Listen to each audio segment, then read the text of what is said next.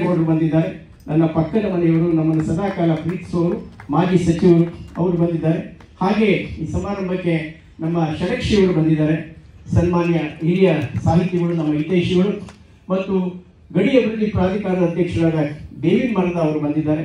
ಶ್ರೀಮತಿ ಸುಶೀಲಮ್ಮನವರು ನಿನ್ನೆ ತಾನೇ ಅವರ ಸಂಸ್ಥೆಯ ಸುವರ್ಣ ಮಹೋತ್ಸವ ಅದ್ದೂರಿಯಾಗಿ ಅರ್ಥಪೂರ್ಣವಾಗಿ ನಡೆಯಿತು. ಅಂತಹ ನಮ್ಮ ಬಸವರಾಜ ಬೊಮ್ಮಾಯಿ ಹೇಳ್ತಾರೆ, ಕರ್ನಾಟಕದ ಮದರ್ ತೆರೇಸಾ ಅಂತ ನಿಮ್ಗೆ ಬಿರುದು ಕೊಟ್ಟಿದ್ದಾರೆ. ಅಂತಹ ಡಾಕ್ಟರ್ ಸುಶೀಲಮ್ಮನವರು ಬಂದಿದ್ದಾರೆ. ವಸಂತಕುಮಾರ್ ಪಾಟೀಲ್ರವರು ಆತ್ಮೀಯರು ಬಂದಿದ್ದಾರೆ. ಚಂದ್ರಮೌಳಿಯವರು ಬಂದಿದ್ದಾರೆ, STP ಆಗಿದ್ದಂಥವರು.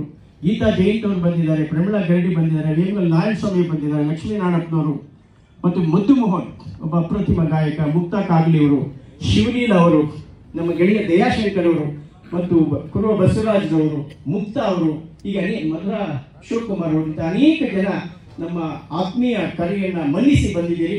ವಿಶೇಷವಾಗಿ ಶನಿವಾರ ಭಾನುವಾರ ಸಭಿಕರು ಬರೋದು ಅದು ಅಷ್ಟು ಕಷ್ಟ ಆಗಲಿಕ್ಕಿಲ್ಲ, ಬಿಟ್ಟು ಸರಸ್ವತಿ ಪೂಜೆ ಮಾಡಕ್ಕೆ ಬಂದಿದ್ದೀರಿ. ಎಲ್ಲ ಮಹಿಳೆಯರಿಗೆ ವಿಶೇಷವಾದಂಥ ಸ್ವಾಗತವನ್ನು ಬಯಸಿ, ಪತ್ರಿಕಾ ಮಿತ್ರರು ಸದಾಕಾಲ ನಮಗೆ ಹೆಚ್ಚಿನ ಪ್ರೋತ್ಸಾಹ ಕೊಡ್ತಕ್ಕಂಥ ಶ್ರೀನಿವಾಸ್ ರಾಜು ಅವರು ಬಂದಿದ್ದಾರೆ. ಡಾಕ್ಟರ್ ಪ್ರಕಾಶ್ ಬಂದಿದ್ದಾರೆ. ನಮ್ಮ ಸನ್ಮಾನ್ಯ ಮುಗು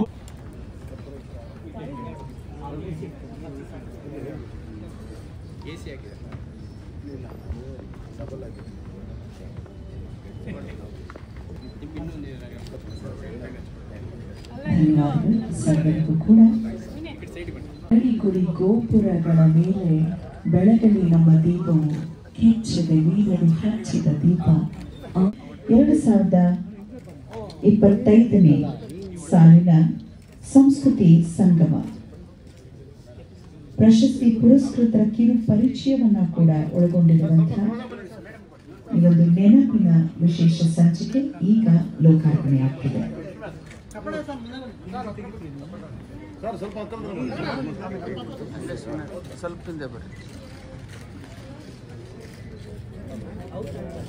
ಮರೆಯಲಾಗದಂಥ ಗಾನ ಕೋಗಿಲೆ ಶ್ರೀಮತಿ ಕಸ್ತೂರಿ ಶಂಕರ್.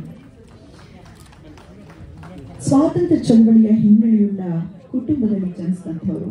ಸುಬ್ರಾವ್ GV ಹರೀಂದ್ರ ಅವರಲ್ಲಿ ಸಂಗೀತ ಶಿಕ್ಷಣವನ್ನ ಪಡೆದುಕೊಳ್ತಾರೆ.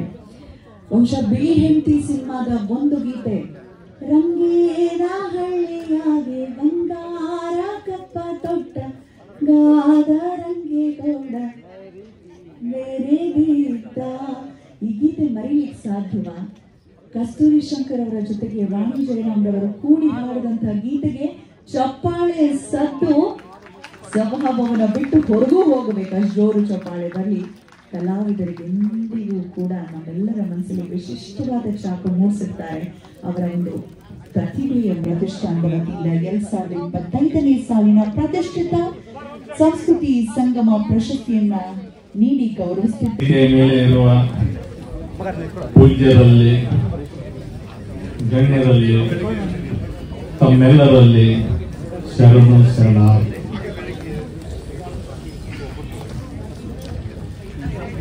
ಈ ಸಭೆಯ ಪ್ರಾರಂಭದಲ್ಲಿ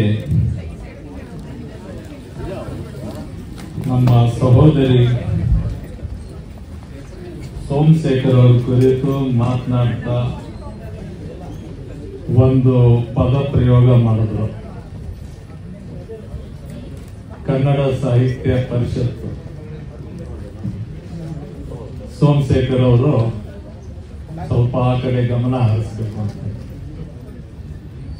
ಮೊನ್ನೆ ದಿನ ಎಂತ ಪರಿಸ್ಥಿತಿ ನಮ್ದು ಆಯ್ತು ಅಂದ್ರೆ, ಒಬ್ಬ ಚುನಾಯಿತ ವ್ಯಕ್ತಿಯನ್ನು ತೆಗೆದು ಸರ್ಕಾರ ಆ ಸ್ಥಾನದಲ್ಲಿ ಒಂದು ಅಧಿಕಾರಿಯನ್ನು ಇಡಬೇಕಾದ್ರೆ ಆ ಚುನಾಯಿತ ಅಧಿಕಾರಿ ಅಂತವನು ಇರ್ಬೋದು ಅನ್ನೋ ಯೋಚನೆ ಬಂತು ನನಗೆ. ಇದು ತಲೆಯಲ್ಲಿ, ಮೆದುಳಿನಲ್ಲಿ ಬೀಜವನ್ನ ನಮ್ಮ ಸಹೋದರಿ ಬಿತ್ತಿದಾಗ ಅದರ ಬೇರುಗಳು ನನಗೆ 12ನೇ ಶತಮಾನದವರೆಗೆ ಹೋದವು. ಕನ್ನಡವನ್ನ ಧರ್ಮದ ಭಾಷೆ ಮಾಡಿದವರು ನಮ್ಮ ಶರಣರು. ಅನುಭವ ಎಂಬ ತತ್ವಜ್ಞಾನದ ಭಾಷೆಯನ್ನ ಮಾಡಿದವರು ನಮ್ಮ ಶರಣರು.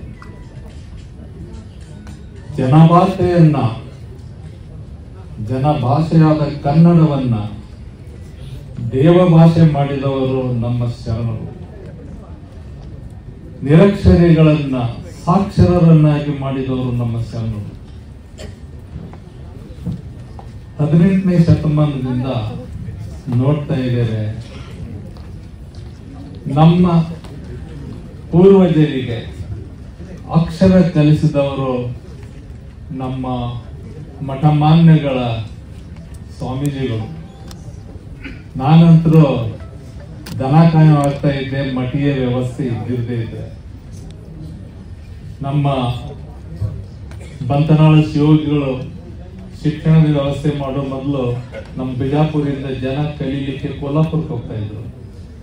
ನಾವೆಲ್ಲ ಒಂದು ಶಿಕ್ಷಣ ಕನ್ನಡದ ಮೂಲಕ, ಕನ್ನಡವನ್ನ ಬೆಳೆಸಿದವರು ಯಾರು?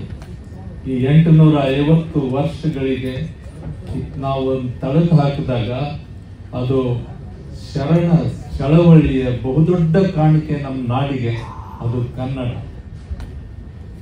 1260ರಲ್ಲಿ ಕೇಶರಾಜನ ಶಬ್ದಮಣಿ ದರ್ಪಣ ಬರ್ತದೆ. 100 ವರ್ಷದ ಹಿಂದೆ ವಿಶ್ವ ಸಾಹಿತ್ಯವಾದ ವಚನ ಸಾಹಿತ್ಯವನ್ನ ನಮ್ಮ ನಿರಕ್ಷರಿ ಕಾಯಕ ಜೀವಿಗಳು ಅಕ್ಷರ ಕಲಿತು ಸಾಕ್ಷರರಾಗಿ ವಿಶ್ವ ಮಾನ್ಯವಾದ ಜಗತ್ತಿನ ಮೊಟ್ಟ ಮೊದಲ ದುಡಿಯುವ ವರ್ಗದ ಸಾಹಿತ್ಯವನ್ನು ರಚನೆ ಮಾಡಿದ್ರು. ಆದರೆ ಶಬ್ದಮಣಿ ದರ್ಪಣದಲ್ಲಿ ಒಂದು ಪ್ರಯೋಗ ಕೂಡ ವಚನದ್ದಿಲ್ಲ. 100 ವರ್ಷದ ನಂತರ ಬಂದಿದೆ. ಇದು ಯೋಚನೆ ಮಾಡಿದೆ ನಾನು ಒಬ್ಬ ಭಾಷಾ ವಿಜ್ಞಾನದ ವಿದ್ಯಾರ್ಥಿಯಾಗಿ. ಜನ ಭಾಷೆ ಮತ್ತು ನಾವು ಯಾವುದಕ್ಕೆ ಸ್ಟ್ಯಾಂಡರ್ಡ್ ಲ್ಯಾಂಗ್ವೇಜ್ ಅಂತೇವೆ, ಆ ಹಳೆಗನ್ನಡದಿಂದ ನಡುಗನ್ನಡ ಕಡೆ ಹೋಗ್ತಾ ಇರುವ ಸಂದರ್ಭದಲ್ಲಿ ಜನಭಾಷೆಯಾದ ಕನ್ನಡವನ್ನ ಮೊಟ್ಟ ಮೊದಲಿಗೆ ನಮ್ಮ ಶರಣರು ಸಾರ್ವತ್ರೀಕರಣಗೊಳಿಸಿದ್ರಲ್ಲ, ಅದು ವೈಯಾಕರಣಿಗಳ ತಲೆಗೆ ಹೋಗ್ಲಿಲ್ಲ. ಇವತ್ತು ಆ ಭಾಷೆ ನಮ್ಮ ಆತ್ಮವಿಶ್ವಾಸದ ಭಾಷೆಯಾಗಿದೆ, ನಮ್ಮ ನೆಲದ ಭಾಷೆಯಾಗಿದೆ. ಇವತ್ತು ನಮ್ಮ ಬಸವಣ್ಣನವರು ಸಾಂಸ್ಕೃತಿಕ ನಾಯಕ ಅಂತ ಗುರುತಿಸಲ್ಪಟ್ಟಿದ್ದಾರೆ. ಇದಕ್ಕಿಂತಲೂ ದೊಡ್ಡ ಕಾಣಿಕೆ ಇನ್ಯಾವುದು ಇಲ್ಲ ಅಂತ ನಾನು ಭಾವಿಸ್ತೀನಿ. ಸೋಮಶೇಖರ್ ಅವರು ಗಮನ ಹರಿಸಬೇಕು. ನಮ್ಮ ಸಹೋದರಿ ಹೇಳಿದ ಮಾತಿನ ಕಡೆ ಸ್ವಲ್ಪ ಗಮನ ಹರಿಸಿ ಒಂದು ಯೋಗ್ಯವಾದಂತ ಜನ ಪ್ರೀತಿಯ, ಎಲ್ಲ ಜನರನ್ನ ಪ್ರೀತಿಸುವಂತ ಒಂದು ಸೌಹಾರ್ದ ಕರ್ನಾಟಕವನ್ನ ಮತ್ತೆ ಮತ್ತೆ ಇವರು ಇದರಲ್ಲಿ ಇವರ ಒಂದು ಪತ್ರಿಕೆಯಲ್ಲಿ ಪುನರುಚ್ಚಿಸಿದ್ದಾರೆ. ಸೌಹಾರ್ದದ ಕನ್ನಡ ನಮಗೆ ಬೇಕಾಗಿದೆ, ಪ್ರೀತಿಯ ಕನ್ನಡ ಬೇಕಾಗಿದೆ. ಈ ನೆಲದಲ್ಲಿ ಬದುಕುವ ಪ್ರತಿಯೊಬ್ಬನಿಗೆ ಆತ್ಮಗೌರವ ಕೊಡುವ ಕನ್ನಡ, ಅದು ಸಾಹಿತ್ಯ. ಆ ಸಾಹಿತ್ಯಕ್ಕೆ ಒಬ್ಬ ಪರಿಚಾರಕ ಬೇಕಾಗಿದೆ, ಒಬ್ಬ ಸೇವಕ ಬೇಕಾಗಿದೆ. ಅಂತ ಸೇವಕ ಆಗುವಂತ ಇದು ಸೋಮಶೇಖರ ಆಗ್ಬೋದು, ಇನ್ಯಾರೋ ಆಗ್ಬೋದು, ಯಾವುದೇ ಜಾತಿ ಧರ್ಮದವರಾಗಿರ್ಬೋದು, ಆದರೆ ಅವರ ಹೃದಯದಲ್ಲಿ ಕನ್ನಡ ಇರಬೇಕು. ಅಂಥದನ್ನ ನಾವು ಬಯಸೋಣ. ಆಮೇಲೆ ಇಂಥ ಅಪಮಾನ 100 ವರ್ಷಗಳ ಅವಧಿಯಲ್ಲಿ ಆಗಿಲ್ಲ. ಮತ್ತೆ ಇಂಥ ಅಪಮಾನ ಕನ್ನಡ ಸಾಹಿತ್ಯ ಪರಿಷತ್ತಿಗೆ ಆಗಬಾರದು ಅನ್ನುವಂತ ಒಂದು ಪ್ರತಿಜ್ಞೆಯನ್ನು ನಾವೆಲ್ಲ ಮಾಡೋಣ. ಮತ್ತೆ ನನ್ನ ಗೆಳೆಯರ ಬಗ್ಗೆ ಒಂದೇ ನಿಮಿಷ ನಾನು ಹೇಳಿಕ್ಕೆ ಇಷ್ಟಪಡ್ತೀನಿ. ನನ್ನ ಜೊತೆ ಇವತ್ತು ನಮ್ಮ ತಾಯಿಯವರೊಬ್ಬರು ಬಿಟ್ರೆ ನಾವೆಲ್ಲ 40 ವರ್ಷದ ಗೆಳೆಯರು.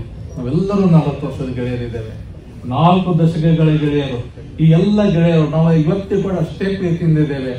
ಈ ಎಲ್ಲ ಗೆಳೆಯರ ಜೊತೆ ಈ ಒಂದು ಪ್ರಶಸ್ತಿಯನ್ನು ತಗೊಳ್ಳೋದು ಇದು ಅತ್ಯಂತ ಆನಂದದಾಯಕವಾಗಿದೆ.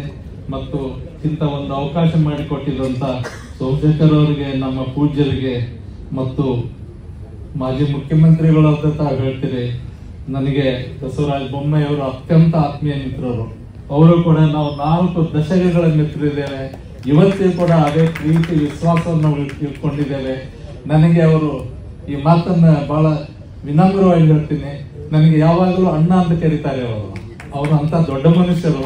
ಅವರಿಗೆ ನಾನು ಬಹಳ ವಿಶೇಷವಾಗಿ ಕೃತಜ್ಞನಾಗಿದ್ದೇನೆ. ನನ್ನ ಮಾತನ್ನು ಮುಗಿಸ್ತೀನಿ. 5 ನಿಮಿಷ ಮುಗಿತು. ಸರ್ವರಿಗೂ ಶರಣು ಶರಣಾರ್ಥಿ. ಧನ್ಯವಾದಗಳು ಡಾಕ್ಟರ್ ರಂಜಾನ್ ತಲಕಾರಿಗೆ ಮತ್ತೊಮ್ಮೆ ಅಭಿನಂದನೆಗಳನ್ನ ಸಲ್ಲಿಸ್ತಾ ಈಗ ಬರಮಾಡ್ಕೊಳ್ತಾ ಇದ್ದಾರೆ ಕರ್ನಾಟಕ ಜಾನಪದ ಪರಿಷತ್ತಿನ ನನಗೆ ಅಧ್ಯಕ್ಷ ಬಸವರಾಜ ಬೊಮ್ಮಾಯಿ ಅವರೇ ಮತ್ತು ವೇದಿಕೆ ಮೇಲಿರ್ತಕ್ಕಂಥ ಎಲ್ಲ ಗೌರವಾನ್ವಿತರೆ ಮತ್ತು ಸಭೆಯಲ್ಲಿರ್ತಕ್ಕಂಥ ಎಲ್ಲ ಆತ್ಮೀಯರೇ, ಸೋಮಶೇಖರ್ ಅವರು ಕನ್ನಡದ ಕೆಲಸವನ್ನು ಬಹಳ ಜತನದಿಂದ ಮಾಡ್ತಾ ಇದ್ದಾರೆ. ಭಾಷೆ, ಸಾಹಿತ್ಯ, ಸಂಸ್ಕೃತಿಯನ್ನು ಒಬ್ಬ IAS ಅಧಿಕಾರಿ ಈ ರೀತಿಯಲ್ಲಿ ಬೆಳೆಸ್ಕೊಂಡು ಹೋಗೋದು ಸಾಮಾನ್ಯ ಕೆಲಸ ಅಲ್ಲ. ಇವತ್ತೇನು ಈ ಪ್ರಶಸ್ತಿಯನ್ನು ಕೊಟ್ಟಿದ್ದಾರೆ ಕರ್ನಾಟಕ ಜಾನಪದ ಪರಿಷತ್ಗೆ, ಅದರ ಅಧ್ಯಕ್ಷನಾಗಿ ನಾನು ಸ್ವೀಕರಿಸಿದ್ದೀನಿ. ನಮ್ಮ ಸೋಮಶೇಖರ್ ಅವರ ರೀತಿಯಲ್ಲೇ HL ನಾಗೇಗೌಡರು ಕೂಡ ಒಬ್ಬ IAS ಅಧಿಕಾರಿಯಾಗಿದ್ದಂಥವರು. ಸುಮಾರು 40 ವರ್ಷಗಳ ಹಿಂದೆ ಅವರು ಹುಟ್ಟಾಕಿದ ಕರ್ನಾಟಕ ಜಾನಪದ ಪರಿಷತ್ತು ಮತ್ತು ಜಾನಪದ ಲೋಕ ಇವತ್ತು ಇಡೀ ರಾಜ್ಯದಲ್ಲಿ, ದೇಶದಲ್ಲಿ ಮತ್ತು ವಿಶ್ವದಲ್ಲಿ ಹೆಸರು ಮಾಡಿದೆ. ಯುನೆಸ್ಕೋ ಪರಂಪರೆಯ ಒಂದು ರೆಕಗ್ನಿಷನ್ ಅದಕ್ಕೆ ಸಿಕ್ಕಿದೆ.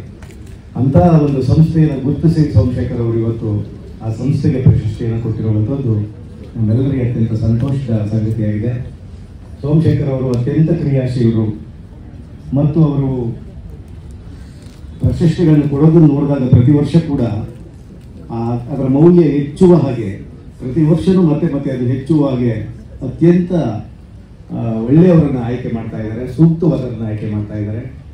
ಮತ್ತು ಅವ್ರಿಗಿರುವ ಶಕ್ತಿಗೆ ಇನ್ನು ಮುಂದಿನ ದಿನಗಳಲ್ಲಿ ಇನ್ನೂ ಒಳ್ಳೆಯ ಸ್ಥಾನಮಾನಗಳು ಸಿಗಲಿ ಮತ್ತು ಕನ್ನಡದ ಕೆಲಸವನ್ನು, ಸಂಸ್ಕೃತಿಯ ಕೆಲಸವನ್ನು ಮಾಡುವಂಥ ಅವಕಾಶಗಳು ಅವ್ರಿಗೆ ಸಿಗಲಿ ಅಂತ ಹೇಳ್ತಾ ನಮ್ಮ ಜಾನಪದ ಪರಿಷತ್ತಿಗೆ ಅವರು ಪ್ರಶಸ್ತಿಯನ್ನು ನೀಡೋದಕ್ಕಾಗಿ ಮತ್ತೊಮ್ಮೆ ಅವರನ್ನ ಕೃತಜ್ಞತೆಯನ್ನು ಸ್ಮರಿಸ್ತಾ ನನ್ನ ಮಾತನ್ನು ಮುಗಿಸಲು ನಮಸ್ಕಾರ. ಸ್ವಾಮೀಜಿಯವರಿಗೆ ನಮಸ್ಕರಿಸಿ, ವೇದಿಕೆ ಮೇಲಿರುವ ಎಲ್ಲ ಗಣ್ಯರಿಗೆ ನಮಸ್ಕರಿಸಿ ಮತ್ತು ತಮಗೂ ಕೂಡ ನಮಸ್ಕರಿಸಿ. ನಾನು ಮಾತಾಡ್ತೀನಿ ಅಂದ್ಕೊಂಡಿರಲಿಲ್ಲ. ಸಂಸ್ಕೃತಿ ವಿಕಾಸ, ಮಾನವ ವಿಕಾಸ, ಈ ಇನ್ವಿಟೇಷನ್ನ ತಲೆಬರಹ ಅದು ನನಗೆ ಭಾರಿ ಖುಷಿ ಆಯಿತು. ಯಾಕೆ ಖುಷಿ ಆಯಿತು ಅಂತಂದರೆ, ಈ ಸಂಸ್ಕೃತಿಗೆ ಚೈತನ್ಯ ಶಕ್ತಿ ಇದೆಯಲ್ಲ ಅದು, ಅಂದರೆ ಅವರು ಸಂಸ್ಕೃತಿ ವಿಕಾಸ ಅಂದರೆ ಮನುಷ್ಯನ ವಿಕಾಸ ಅಂತ ಅನ್ನುವಂಥ ಒಂದು ಧ್ಯೇಯವನ್ನು ಇಟ್ಟುಕೊಂಡು, ಸೊ ಈ ಧ್ಯೇಯಕ್ಕೆ ಅವರು ಪೂರಕವಾಗಿ ಒದಗಿಸುವಂಥ ಪರಿಕರ ಏನಪ್ಪ ಅಂತಂದರೆ, ಹಾಗೆಯೇ ಅದೇ ಇನ್ವಿಟೇಷನಲ್ಲಿ ಇದುವರೆಗೆ ತೆಗೆದಿರುವಂಥ ಸಾಧಕರ ಪಟ್ಟಿ ಕೊಟ್ಟಿದ್ದಾರೆ. ನೋಡಿದರೆ ಎಲ್ಲ ಘನ ವ್ಯಕ್ತಿತ್ವವೇ. ಸೊ ಹಾಗಾಗಿ ನಿಮ್ಮ ಇಟ್ಟಿರುವ ಹೆಜ್ಜೆ ಮತ್ತು ದೃಷ್ಟಿಕೋನ ಇದೆಯಲ್ಲ, ಅದು ತುಂಬ ನನಗೆ ಪ್ರಿಯ ಆಯಿತು, ಇಷ್ಟ ಆಯಿತು. ಹಾಗಾಗಿ ನಿಮಗೆ ನಾನು ನನ್ನ ಅಭಿನಂದನೆಗಳನ್ನು ಸಲ್ಲಿಸ್ತೀನಿ, ಧನ್ಯವಾದಗಳನ್ನು ಸಲ್ಲಿಸ್ತೀನಿ ಮೇಡಮ್. ಎರಡನೇದಾಗಿ ಒಂದು ನೆನಪಾಗ್ತಾ ಇದೆ, ನಾನು ಹೆಚ್ಚು ಮಾತಾಡಲಿಕ್ಕೆ ಹೋಗೋದಿಲ್ಲ. ನಮ್ಮ ಪರಂಪರೆ ಇದೆಯಲ್ಲ, ಸಾಂಸ್ಕೃತಿಕ ಪರಂಪರೆ ಇದೆಯಲ್ಲ, ಅದು ಭಾರತೀಯ ಪರಂಪರೆ ಇರ್ಬೋದು ಅಥವಾ ಕರ್ನಾಟಕ ಪರಂಪರೆ ಇರ್ಬೋದು, ಕನ್ನಡದ ಪರಂಪರೆ ಇರ್ಬೋದು. ನಮ್ಮ ದಾಸರು, ದಾರ್ಶನಿಕರು ಕೊಟ್ಟಂಥ ಕೊಡುಗೆ ಇದೆಯಲ್ಲ, ಅದು ಅದ್ಭುತವಾದದ್ದು. ಅದನ್ನು ಉಳಿಸಿ ಬೆಳೆಸುವ ಕೆಲಸ ಇದೆಯಲ್ಲ, ನಮ್ಮ ಯುವ ಸಮುದಾಯಕ್ಕೆ ಮುಗಿಸ್ಬೇಕಾಗಿದೆಯಲ್ಲ, ಅದು ಬಹುಮುಖ್ಯವಾಗಿ ಆಗಬೇಕಾಗಿದೆ. ಯಾಕೆಂದರೆ ಏಕದಮ್ ಇಂಥ ಸ್ಟೇಜ್ ಸಿಕ್ಕಿದ ಕೂಡ ನಾವು ಹೇಳ್ತೀವಿ ನಮ್ಮ ಯುವಕರಿಗೆ, ಯುವ ಸಮುದಾಯಕ್ಕೆ ಆಸಕ್ತಿ ಇಲ್ಲ ಅಂತೇಳಿ. ನಾನು ಅದನ್ನು ಒಪ್ಪೋದಿಲ್ಲ. ಅವ್ರನ್ನ ಒಪ್ಪಿಸುವಂಥ, ಅವರ ಆಸಕ್ತಿಯನ್ನು ಕೆರಳಿಸುವಂಥ ಕಾರ್ಯಕ್ರಮಗಳನ್ನು ನಾವು ಏನು ಕೊಡ್ತೀವಿ ಅಂತ ನಾವು ಕ್ವಶನ್ ಮಾಡ್ಕೋಬೇಕು. ಕ್ವಶನ್ ನೀವು ಆ ಕೆಲಸ ಮಾಡ್ತಾ ಇದ್ದೀರಿ ಅಂತೇಳಿ. ಸೊ ಹಾಗಾಗಿ ಈ ದಾರ್ಶನಿಕತ್ವವನ್ನು ನಮ್ಮ ಮುಂದಿನ ಜಾಗಕ್ಕೆ ಮುಟ್ಟಿಸ್ಬೇಕು ಅಂತಂದರೆ ನಾವು ಈ ಥರದ ಕಾರ್ಯಕ್ರಮಗಳಾಗಬೇಕು. ಕೇವಲ ಸಾಧಕರನ್ನು ನೆನಪು ಮಾಡೋದಲ್ಲ, ಸಾಧಕರ ಹಿಂದಿನ ಶ್ರಮ ಇದೆಯಲ್ಲ, ಅವರು ಅನುಸರಿಸಿದ ಒಂದು ಬ್ಯಾಕ್ಗ್ರೌಂಡ್ ಇದೆಯಲ್ಲ, ಅದು ಕೂಡ ನಮ್ಮ ಯುವ ಸಮುದಾಯಕ್ಕೆ ಮುಟ್ಟಬೇಕು ಹಾಗೆ ಅಂತೇಳಿ. ಹಾಗಾಗಿ ನನಗೆ ಈ ಸಂದರ್ಭದಲ್ಲಿ ಒಂದು ಪದ್ಯ ನೆನಪಾಗ್ತಾ ಇದೆ. ಶ್ಯಾಮಲ ಭಟ್ಟ ಅಂತ ಹೇಳಿ ಗುಜರಾತಿನ ಒಬ್ಬ ಸಂತರವರು, ಅವ್ರದ್ದೊಂದು ಭಜನೆ ಇದೆ. ಅದು ಹೀಗೆ ಬರುತ್ತೆ, ಕನ್ನಡದ ರೂಪಾಂತರ ಹೇಗಿದೆ: ತೊಟ್ಟು ನೀರು ಕೇಳಿದವನಿಗೆ ಹೊಟ್ಟೆ ತುಂಬ ಊಟ ಇಡು. ಗೊತ್ತಾ? ಅಲ್ಲ, ಅವರು ರಿಪೀಟ್ ಮಾಡ್ತಾ ಇದ್ದಾರೆ, ಅದಕ್ಕೆ ತೊಟ್ಟು ನೀರು ಕೇಳಿದವನಿಗೆ ಹೊಟ್ಟೆ ತುಂಬ ಊಟ ಇಡು, ಒಂದು ದುಡ್ಡು ಕೇಳಿದವನಿಗೆ ಬಂಗಾರವನ್ನೇ ಕೊಟ್ಟು ಬಿಡು. ಮುಂದಿನದ್ದು ನೋಡಿ: ಮುಖ ಸಿಂಧರಿಸಿದ ಮೂರ್ಖನಿಗೆ ಮುಗುಳು ನಗೆಯ ನಗುವ ಕೊಡು, ನಿನ್ನಲ್ಲಿ ಕೊಡಲು ಏನೂ ಇಲ್ಲದಿದ್ದರೆ ನಿನ್ನನ್ನೇ ನೀನು ಕೊಟ್ಟು ಬಿಡು. ಇದು ನಮ್ಮ ದಾರ್ಶನಿಕರಿಗೂ ನಮ್ಗೆ ಕೊಟ್ಟಂಥ ಹೇಗೆ ನೀವು ವಿಚಾರ ಮಾಡಬೇಕು, ಹೇಗೆ ವಿಚಾರ ಮಾಡಿದ್ದಕ್ಕೆ ಏನು ಮುಂದೆ ಸಾಗಬೇಕು ಅನ್ನೋದ್ರ ಬಗ್ಗೆ ಇದು. ಅಂದರೆ ಕಾವ್ಯದಲ್ಲಿ ಎರಡು ದೃಷ್ಟಿ ಇದೆ, ಒಂದು ಲೋಕದೃಷ್ಟಿ, ಒಂದು ವಾಚ್ಯ ಅಂತ ಹೇಳಿ. ನಾವು ಲೋಕದೃಷ್ಟಿಯಲ್ಲಿ ಇವ್ರು ನೋಡಬೇಕಾಗುತ್ತೆ. ಲೋಕ ಅಂದರೆ ಮನುಷ್ಯನ ಸಂಬಂಧ. ಆ ಸಂಬಂಧದಲ್ಲಿ ಬೇಕಾದಂಥ ನಮ್ಮ ಭಾವನೆಗಳಿವೆಯಲ್ಲ, ಆ ಭಾವನೆಗಳು ಇವತ್ತು ಕ್ಷೀಣ ಆಗ್ತಾ ಇವೆ. ಆ ಕ್ಷೀಣ ಆಗ್ತಾ ಇರುವಂತಹ ಭಾವನೆಗಳು ಮನುಷ್ಯನ ನಡುವಿನ ಸಂಬಂಧದ ಈ ಭಾವನೆಗಳು ಕ್ಷೀಣ ಆಗ್ತಾ ಇದೆ. ಅದನ್ನೆಲ್ಲ ರೂಢಿಸ್ಬೇಕು ಅಥವಾ ಹೆಚ್ಚು ಗಟ್ಟಿಗೊಳಿಸ್ಬೇಕು ಅಂತಂದ್ರೆ ನಾವು ಈ ಥರದ ಆಲೋಚನೆಗಳು ಮಾಡ್ಕೋಬೇಕಾಗುತ್ತೆ. ಹಾಗಾಗಿ ನಮ್ಮ ದಿನಕರ ದೇಸಾಯಿ ಅವರು ಹೇಳಿರುವಂತ ಇನ್ನೊಂದು ಮಾತು ನೆನಪಾಗ್ತಾ ಇದೆ. ಏನಪ್ಪಾ ಅಂತಂದ್ರೆ ಹಚ್ಚುವುದಾದರೆ ದೀಪ ಹಚ್ಚು, ಬೆಂಕಿಯನ್ನಲ್ಲ. ಆರಿಸುವುದಾದರೆ ಬೆಂಕಿಯನ್ನು ಆರಿಸು, ದೀಪವನ್ನಲ್ಲ. ಇವತ್ತೇನಾಗಿದೆ?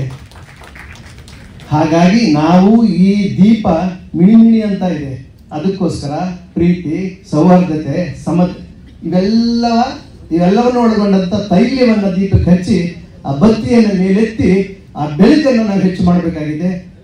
ಆ ದಿಕ್ಕಿನಲ್ಲಿ ನಮ್ಮ ಸೋಮಶೇಖರ್ ಸಾಹೇಬ್ರದ್ದು ಮತ್ತು ಅವರ ಟ್ರಸ್ಟ್ ಹೆಜ್ಜೆ ಇಟ್ಟಿದೆ ಅಂತ ಹೇಳಿ ನಾನು ಭಾವಿಸಿ ಇಂಥ ಒಂದು ಅವಕಾಶಕ್ಕೆ ನನ್ನನ್ನೂ ಕರೆದು ನನಗೆ ಅವ್ರು ಫೋನ್ ಮಾಡಿದಾಗ ನನಗೆ ಆಶ್ಚರ್ಯ ಆಯಿತು, ನಾನೇ ಎಲ್ಲಿ ಅಂತ ಹೇಳಿ. ಆದರೂ ಕೂಡ 70 ವರ್ಷ ಆಗಿದೆ ನನಗೆ, ಈಗಾದ್ರೂ ಗುರುತಿಸಿದ್ರ ಜನ ನನಗೆ ಈ ಥರದ ಈ ಸಮಾರಂಭ ಮತ್ತು ಥ್ಯಾಂಕ್ ಯು ಸರ್. ಹಾಗಾಗಿ ಇಂಥ ಒಂದು ಕರೆದು ನನಗೆ ಗೌರವ ತೋರಿದ ಕಾರಣ ನಿಮಗೆಲ್ಲರಿಗೂ ಕೂಡ ನಿಮ್ಮ ಸಂಸ್ಥೆಗೆ ನನ್ನ ಅಭಿನಂದನೆಗಳನ್ನು ಸಲ್ಲಿಸಿ ಮತ್ತು ನನ್ನ ಮಾತು ಮುಗಿಸ್ತಾ ಇದ್ದೀನಿ. ನಮಸ್ಕಾರ. ಎಲ್ಲ ಹಿರಿಯರಿಗೆ ನಮಸ್ಕರಿಸಿ, ಸಭೆಯಲ್ಲಿ ಕುಳಿತಿರೋ ಪ್ರತಿಯೊಬ್ಬರಿಗೂ ನಮಸ್ಕರಿಸಿ. ಎಲ್ಲರೂ ಕೂಡ ಸೋಮಶೇಖರ್ ಹೋಗ್ತಾ ಇದ್ದಾರೆ. ಆದರೆ ಈ ಪ್ರಶಸ್ತಿಗೆ ಸರ್ವಮಂಗಳ ಅವರು ಕೂಡ ಕಾರಣ ಇದ್ದಾರೆ. ಈ ಪ್ರತಿಷ್ಠಾನವೇ ಸೋಮಶೇಖರ್ ಸರ್ವಮಂಗಳ ಇಬ್ಬರ ಪ್ರತಿಷ್ಠಾನ. ನೀವು ಹೇಗೆ ಒಬ್ಬರೇ ಕ್ರೆಡಿಟ್ ತಗೊಳ್ತಾ ಇದ್ದೀರಾ ಸರ್?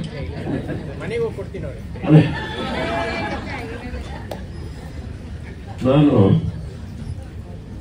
ಸಾಂಸ್ಕೃತಿಕ ಸಂಘಟಕ ಅಂತ ಈಗ ಬೆಳೆದು ಬಂದಿದೆ. ಅದರ ಹೆಸರು ಗೊತ್ತಿದೆ, ಯಾಕೆ ಮಾಡ್ತೀನಿ ಅಂತ ಗೊತ್ತಿದೆ, ಎಲ್ಲ ಕೆಲಸ ಮಾಡ್ತಾ ಇದ್ದೆ. ಯಾರು ಏನು ಕರೆದ್ರು ಕೂಡ ಡ್ಯಾನ್ಸ್ ಮಾಡೋರು ಕರೆದ್ರೆ ಅವ್ರ ಸ್ಟೇಜ್ ಹಾಕಕ್ಕೆ ಡ್ಯಾನ್ಸ್ ಆದ್ರೇನು, ಮ್ಯೂಸಿಕ್ ಆದ್ರೇನು, ವಚನ ಸಾಹಿತ್ಯ ಏನು, ನನ್ನಿಂದ ಏನಾದ್ರು ಸಹಾಯ ಆಗುತ್ತೆ ಅಂತ ಕೆಲಸ ಮಾಡ್ತಾ ಹೋದೆ. ಮಾಡ್ತಾ ಹೋದಾಗ ಇದೊಂದು ಗೊತ್ತಿಲ್ಲ, ಯಾರನ್ನೂ ಮನಸ್ಸಲ್ಲಿ ಇಟ್ಕೊಂಡು ಹೇಳ್ತಾ ಇಲ್ಲ, ಜನರಲ್ಲಾಗಿ ನನ್ನ ಅನುಭವ ಇದೆ. ಮೊದಲನೇ ವಿಶ್ವ ಕನ್ನಡ ಸಮ್ಮೇಳನದಿಂದ ಆಮೇಲೆ ಅದು ವಿಶ್ವ ಕನ್ನಡ ಸಮ್ಮೇಳನ ಎಲ್ಲ ಮೇಜರ್ ಕಾರ್ಯಕ್ರಮಗಳು ನಾನು ಕೆಲಸ ಮಾಡಿದ ಮೊದಲ ಜಾನಪದ ಕೆಲಸ ಅಂತಂದ್ರೆ 85ರಲ್ಲಿ ನಡೆದ ಏಷ್ಯಾಡ್ ಉತ್ಸವ. ಆಗ ನಾನು ಈ ಜಾನಪದ ಕೆಲಸ ಮಾಡೋದು ಶುರು ಮಾಡಿದೆ. ಅಧಿಕಾರಿಗಳು ಇರ್ತಾರಲ್ಲ, ರಿಟೈರ್ ಆದ್ಮೇಲೆ ನನಗೆ ಅನೇಕ ಜನ ಅಧಿಕಾರಿಗಳು ಸಿಗ್ತಾ ಇರ್ತಾರೆ. ಯಾಕಂದ್ರೆ ತುಂಬಾ ಕಾರಣದಿಂದ ಬೇರೆ ಬೇರೆ ಇಲಾಖೆ ಮತ್ತೊಂದು ಬೇರೆ ಪ್ರೋಗ್ರಾಮ್ ಎಲ್ಲ ಮಾಡಿರ್ತೀನಿ. ಸರ್ ಹೇಗಿದ್ದೀರಿ ಸರ್? ಎಸ್, ನೀವು ಹೇಗಿದ್ದೀರಿ? ಎಲ್ಲಿದ್ರಿ ಸರ್? ಈ ಫೆಸ್ಟಿವಲ್ ಹೋಗಿದ್ದೆ. ನಕ್ಕ ಇದೆಯಾ? ನಾನು ಮಾಡಿದ್ನಲ್ಲ ಫೆಸ್ಟಿವಲ್, ಹೇಗಿತ್ತಲ್ಲ? ಅಲ್ಲಿ ಪ್ರಧಾನಮಂತ್ರಿ ಬರಲ್ಲ ಅಂದ್ರು. ನಾನೇನ್ ಮಾಡಿದೆ, 1 hour ಪ್ರಧಾನಮಂತ್ರಿನ ಯಾಕೆ ಕರ್ಕೊಂಡ್ಬಂದ್ರು ಅಂತ ಇವಾಗ ಹೇಳ್ತಾ ಇರ್ತಾರೆ. ನಾಳೆ ಬಗ್ಗೆ ಏನೋ ಹೇಳೋದೇ ಇಲ್ಲ. ಇನ್ನೊಬ್ರು ಇದ್ರು, ಅವರಂತೂ ಸಾಧ್ಯನೇ ಇಲ್ಲ. ಸರ್ ಆಗಿದ್ದೀರಿ ಸರ್? ಅದು ಒಂದು ಪುಸ್ತಕ ಬರೀತಿದ್ದೀನಿ ಕಪ್ಪಣ್ಣವ್ರೆ. ಪುಸ್ತಕ ನಾನು ಇಲಾಖೆಯಲ್ಲಿ ಇದ್ದಾಗೆ ಎಲ್ಲ ಬರೆದ್ಬಿಟ್ಟಿದ್ದೆ. ಆದರೆ ಅದನ್ನು ಪ್ರಕಟಿಸಿದ್ರೆ ಜನ ಏನ್ ಮಾಡ್ತಾರೆ, ನಾನು ಕೆಲಸ ಮಾಡಲ್ಲ, ಬರೀ ಪುಸ್ತಕ ಬರೀತಾ ಇರ್ತೀನಿ ಅಂದ್ಬಿಟ್ಟು ಅದನ್ನ ಇವಾಗ ಪ್ರಕಟಿಸ್ತಾ ಇದ್ದೀನಿ ಅಂತ ಹೇಳಿದ್ರು. ಹೀಗೆ ಕೇವಲ ನೆನ್ನೆಯ ಬಗ್ಗೆ ಹೇಳ್ತಾ ವಿಜೃಂಭಿಸ್ತಾ ಇದ್ದಾರೆ, ವೈಭವಿಸ್ತಾ ಇದ್ದಾರೆ ಹೊರತು ನಾಳೆಯ ಬಗ್ಗೆ ಮಾತಾಡುವ ಅಧಿಕಾರಿಗಳು ಬಹಳ ಕಡಿಮೆ ಅಂತ. ರಿಟೈರ್ ಆಗಿದ ತಕ್ಷಣ ಬರೀ ಹಳೆಯದನ್ನ ಜ್ಞಾಪಿಸ್ಕೊಳ್ಳುವ ಒಂದು ಕಾಲ ಬಂತು ಅಂತ. ಕೆಲವರು ಮಾತ್ರ ಭವಿಷ್ಯ ನಾಳೆ ಬಗ್ಗೆ ಯೋಚನೆ ಮಾಡ್ತಾರೆ. ಅಂತಹ ಬೆಸ್ಟ್ ಎಕ್ಸಾಂಪಲ್ ಸೋಮಶೇಖರ್ ಸರ್. ಅವ್ರು ಫೋನ್ ಮಾಡಿದಾಗೆಲ್ಲ ಒಂದು ದಿವಸ ಅವರು ಹಳೆ ಕಡ್ತ ತೆಗ್ದೇ ಇಲ್ಲ, ಹೊಸ ಕಡ್ತ. ಕಪ್ಪಣ್ಣ ಇದು ಮಾಡ್ಬೇಕು ಅಂತಿದ್ದೀವಿ, ಕಪ್ಪಣ್ಣ ಅದು ಮಾಡ್ಬೇಕು ಅಂತಿದ್ದೀವಿ. ಪ್ರತಿ ಸಾರಿ ಒಂದು ಹೊಸ ಯೋಜನೆ, ಒಂದು ಹೊಸ ಪ್ರೋಗ್ರಾಮ್, ಒಂದು ಹೊಸ ಕಾರ್ಯಕ್ರಮ, ಖುಷಿಯಾಗುತ್ತೆ. ಇವ್ರಿಗೆ ಹೇಗೆ ಅವೆಲ್ಲ ಹೊಳೆಯುತ್ತೆ ಅಂತ ಅನ್ಸುತ್ತೆ. ತಾವು ಸಾಧ್ಯ ಆದಷ್ಟು ಸಂಸ್ಕೃತಿ ಮತ್ತು ಕಲೆಗೆ ಕೆಲಸ ಮಾಡಬೇಕು. ಶರಣ ಸಾಹಿತ್ಯ ಅಧ್ಯಕ್ಷ ಕೆಲಸ ಮಾಡಿದ್ದಾರೆ. ಅನೇಕ ಕೆಲಸಗಳನ್ನು ಮಾಡ್ತಿದ್ದಾರೆ, ಸಾಹಿತ್ಯದ ದೃಷ್ಟಿಯಿಂದ ಮಾಡ್ತಾ ಇದ್ದಾರೆ. ಆದರೆ ನನಗೆ ಗೊತ್ತಿರುವ ಕೆಲವೇ ಅಧಿಕಾರಿಗಳು, ಇಲ್ಲಿ 3 ಜನ ಇದ್ದಾರೆ ಅಧಿಕಾರಿಗಳು. ಅವ್ರಿಗೂ ನಮ್ಮ ಮುದ್ದುಮೋಹನ್ ಅವರು ಇಲಾಖೆ ಬಿಟ್ಟ ಮೇಲೆ ಫಸ್ಟ್ ಕ್ಲಾಸ್ ಪಂಚೆ ಉಟ್ಕೊಂಡು ಹಿಂದೂಸ್ತಾನಿ ಸಂಗೀತ ರೆಗ್ಯುಲರ್ ಕೊಡ್ತಾ ಇದ್ದಾರೆ. ಅವ್ರು ಆಶ್ಚರ್ಯ ಆಗುತ್ತೆ, ಸದಾ ಸೂಟಲ್ಲಿ ಬರ್ತಾ ಇದ್ದಾರೆ ಮುದ್ದುಮೋಹನ್, ಈಗ ಕಚ್ಚೆ ಪಂಚಲ್ಲಿ ಬರ್ತಾ ಇದ್ದಾರೆ, ಹಿಂದೂಸ್ತಾನಿ ಸಂಗೀತದಲ್ಲಿ ಆಡ್ತಾರೆ. ನಮ್ಮ ವಿವೇಕಾನಂದ ನಾರಾಯಣ ಸ್ವಾಮಿ ಅವರು ACP ಅಥವಾ SP ಏನೋ ರಿಟೈರ್ ಆದರು. ಮೀಸೆ ಬಿಟ್ಕೊಂಡು ಅದು ಡ್ರೆಸ್ ಹಾಕೊಂಡು ನಮ್ಮೆಲ್ಲ ಎದುರಿಸ್ತಾ ಇದ್ರು. ಆದರೆ ಇವಾಗ ನೋಡಿದ್ರೆ ಕೊರಟು ಚಲೋ ಜನಪದ ಗೀತೆಗಳು ಹಾಡ್ತಾ ಇರ್ತಾರೆ. ಹಗಲು ರಾತ್ರಿ ಜನಪದ ಗೀತೆ ಒಂದು ತಂಡ ಶುರು ಮಾಡ್ಕೊಂಡಿದ್ದಾರೆ. ಇಂತಹ ಅಧಿಕಾರಿಗಳು ನೋಡಿದಾಗ ಬಹಳ ಖುಷಿಯಾಗುತ್ತೆ. ಸರ್, ನೀವು ಮಾಡ್ತಿರೋ ಕೆಲಸ ಅದ್ಭುತವಾದ ಕೆಲಸ. ನೀವು ಏನೇ ಮಾಡಿದ್ರು ನಮ್ಮಂತಹ ಬ್ಯಾಕ್ ಸ್ಟೇಜ್ ಕೆಲಸ ಅಥವಾ ಸಂಘಟಕರು ನಿಮ್ಮ ಜೊತೆಲಿ ಇರ್ತೀವಿ. ನಿಮ್ಮಿಂದ ಇನ್ನೂ ಹೆಚ್ಚು ಕೆಲಸ ಆಗುತ್ತೆ. ಹೆಚ್ಚು ಕೆಲಸ ಅಷ್ಟೇ ಅಲ್ಲ, ನಾವು ಹೆಚ್ಚು ಕೆಲಸ ಮಾಡ್ತೀವಿ. ನಿಮ್ಮಿಂದ ಇಡೀ ಸಾಂಸ್ಕೃತಿಕ ಜಗತ್ತು, ಕಲಾ ಜಗತ್ತು ಇನ್ನೂ ಹೆಚ್ಚು ಬೆಳಗುತ್ತೆ ಅನ್ನೋ ನಂಬಿಕೆ ಇದೆ. ನೀವು ಸಾಹಿತ್ಯ ಪರಿಷತ್ನ ಅಧ್ಯಕ್ಷ ಸ್ಥಾನದ ಆಕಾಂಕ್ಷಿ. ನಮ್ಮ ಪ್ರಕಾರ ಇದೊಂದು ವ್ಯವಸ್ಥೆ ಇದ್ದಿದ್ರೆ ನಾವೆಲ್ಲ ಸೇರಿಕೊಂಡು ನಿಮಗೆ ಮಾಡಬೇಕಾಗಿತ್ತು. ಅಂದರೆ ನೀವೇ ಆಗಬೇಕು ಅನ್ನುವ ಡಿಮ್ಯಾಂಡ್ ಕೊಡಬೇಕಾಗಿತ್ತು. ಯಾಕಂದರೆ ನೀವು ಮಾಡಿರೋ ಸೇವೆಗೆ ಅದು ಚುನಾವಣೆ ನಮ್ಮ ಅಧ್ಯಕ್ಷರು ಕೂಡ ಒಪ್ಕೊಳ್ತಾ ಇದ್ದಾರೆ ನಮ್ಮ ಅಂತಹ ಅಭ್ಯರ್ಥಿ. ಸೊ ಖಂಡಿತ ನೀವು ಚುನಾವಣೆ ಗೆಲ್ತೀರಿ. ಚುನಾವಣೆ ಆದರೆ ಇದೊಂದು ಹಾಗೆ ನಿಮ್ಮಿಂದ ನಮ್ಮ ನಾಗರಾಜ ಮೂರ್ತಿ ನಾನು ಇಬ್ಬರು ಜಗಳ ಆಡ್ಕೊಂಡು ನಿಮ್ಮ ಜೊತೆ ಕೆಲಸ ಮಾಡೋದು ನಾವು ಇಬ್ಬರೇ. ಸೊ ನಾವು ನಮ್ಮಂಥ ನೂರಾರು ಸಂಘಟಕರು, ಸೇವಕರು, ಕೆಲಸಗಾರರು, ಬ್ಯಾಕ್ ಸ್ಟೇಜ್ ಒಟ್ಟಿಗೆ ಏನು ಬೇಕಾದ್ರೂ ಹೇಳಿ, ನಮಗೆ ಒಂದು ಒಳ್ಳೆಯ ದಾರಿ ನೀವು ತೋರಿಸಿದ ನಂಬಿಕೆ ಈ ಒಂದು ಒಳ್ಳೆಯ ಕಾರ್ಯಕ್ರಮಕ್ಕೆ ಆಹ್ವಾನಿಸೋದಕ್ಕೆ, ಗೌರವಿಸೋದಕ್ಕೆ ವಂದನೆಗಳು. ಸ್ವಾಮೀಜಿಗಳ ಪಾದಕ್ಕೆ ಕೊಡಮಟ್ಟು ವೇದಿಕೆಯಲ್ಲಿರುವ ಗಣ್ಯ ವ್ಯಕ್ತಿಗಳೇ, ಎಲ್ಲರಿಗೂ ನಮಸ್ಕಾರ. ಸಭಾಂಗಣದಲ್ಲಿರುವ ಶ್ರೋತೃಗಳಿಗೆ, ವೀಕ್ಷಕರಿಗೆ ನನ್ನ ನಮಸ್ಕಾರ.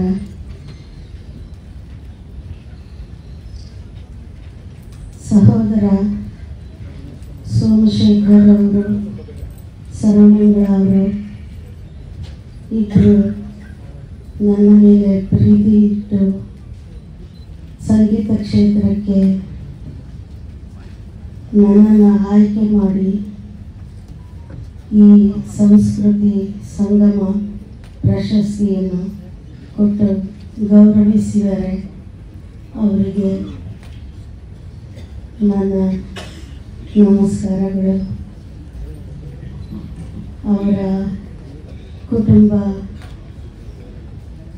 ಆರೋಗ್ಯ ಐಶ್ವರ್ಯ ದೇವರ ಆಶೀರ್ವಾದದಿಂದ ಚೆನ್ನಾಗಿರಲಿ.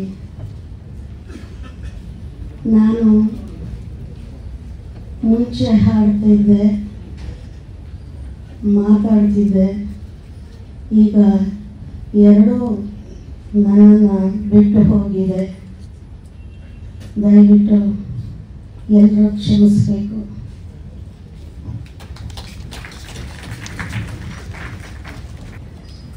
ಇಂದಿನ ಕಾರ್ಯಕ್ರಮದ ಸಾಹಿತ್ಯವನ್ನು ವಹಿಸತಕ್ಕಂಥ ನಮ್ಮೆಲ್ಲರ ಚೈತನ್ಯ ಶಕ್ತಿ ಪೂಜ್ಯರು ಆಗಿರ್ತಕ್ಕಂಥ ಶ್ರೀ ದೇಶಿಕೇಂದ್ರ ಮಹಾಸ್ವಾಮೀಜಿಗಳಿಗೆ ನಮಸ್ಕರಿಸ್ತಾ,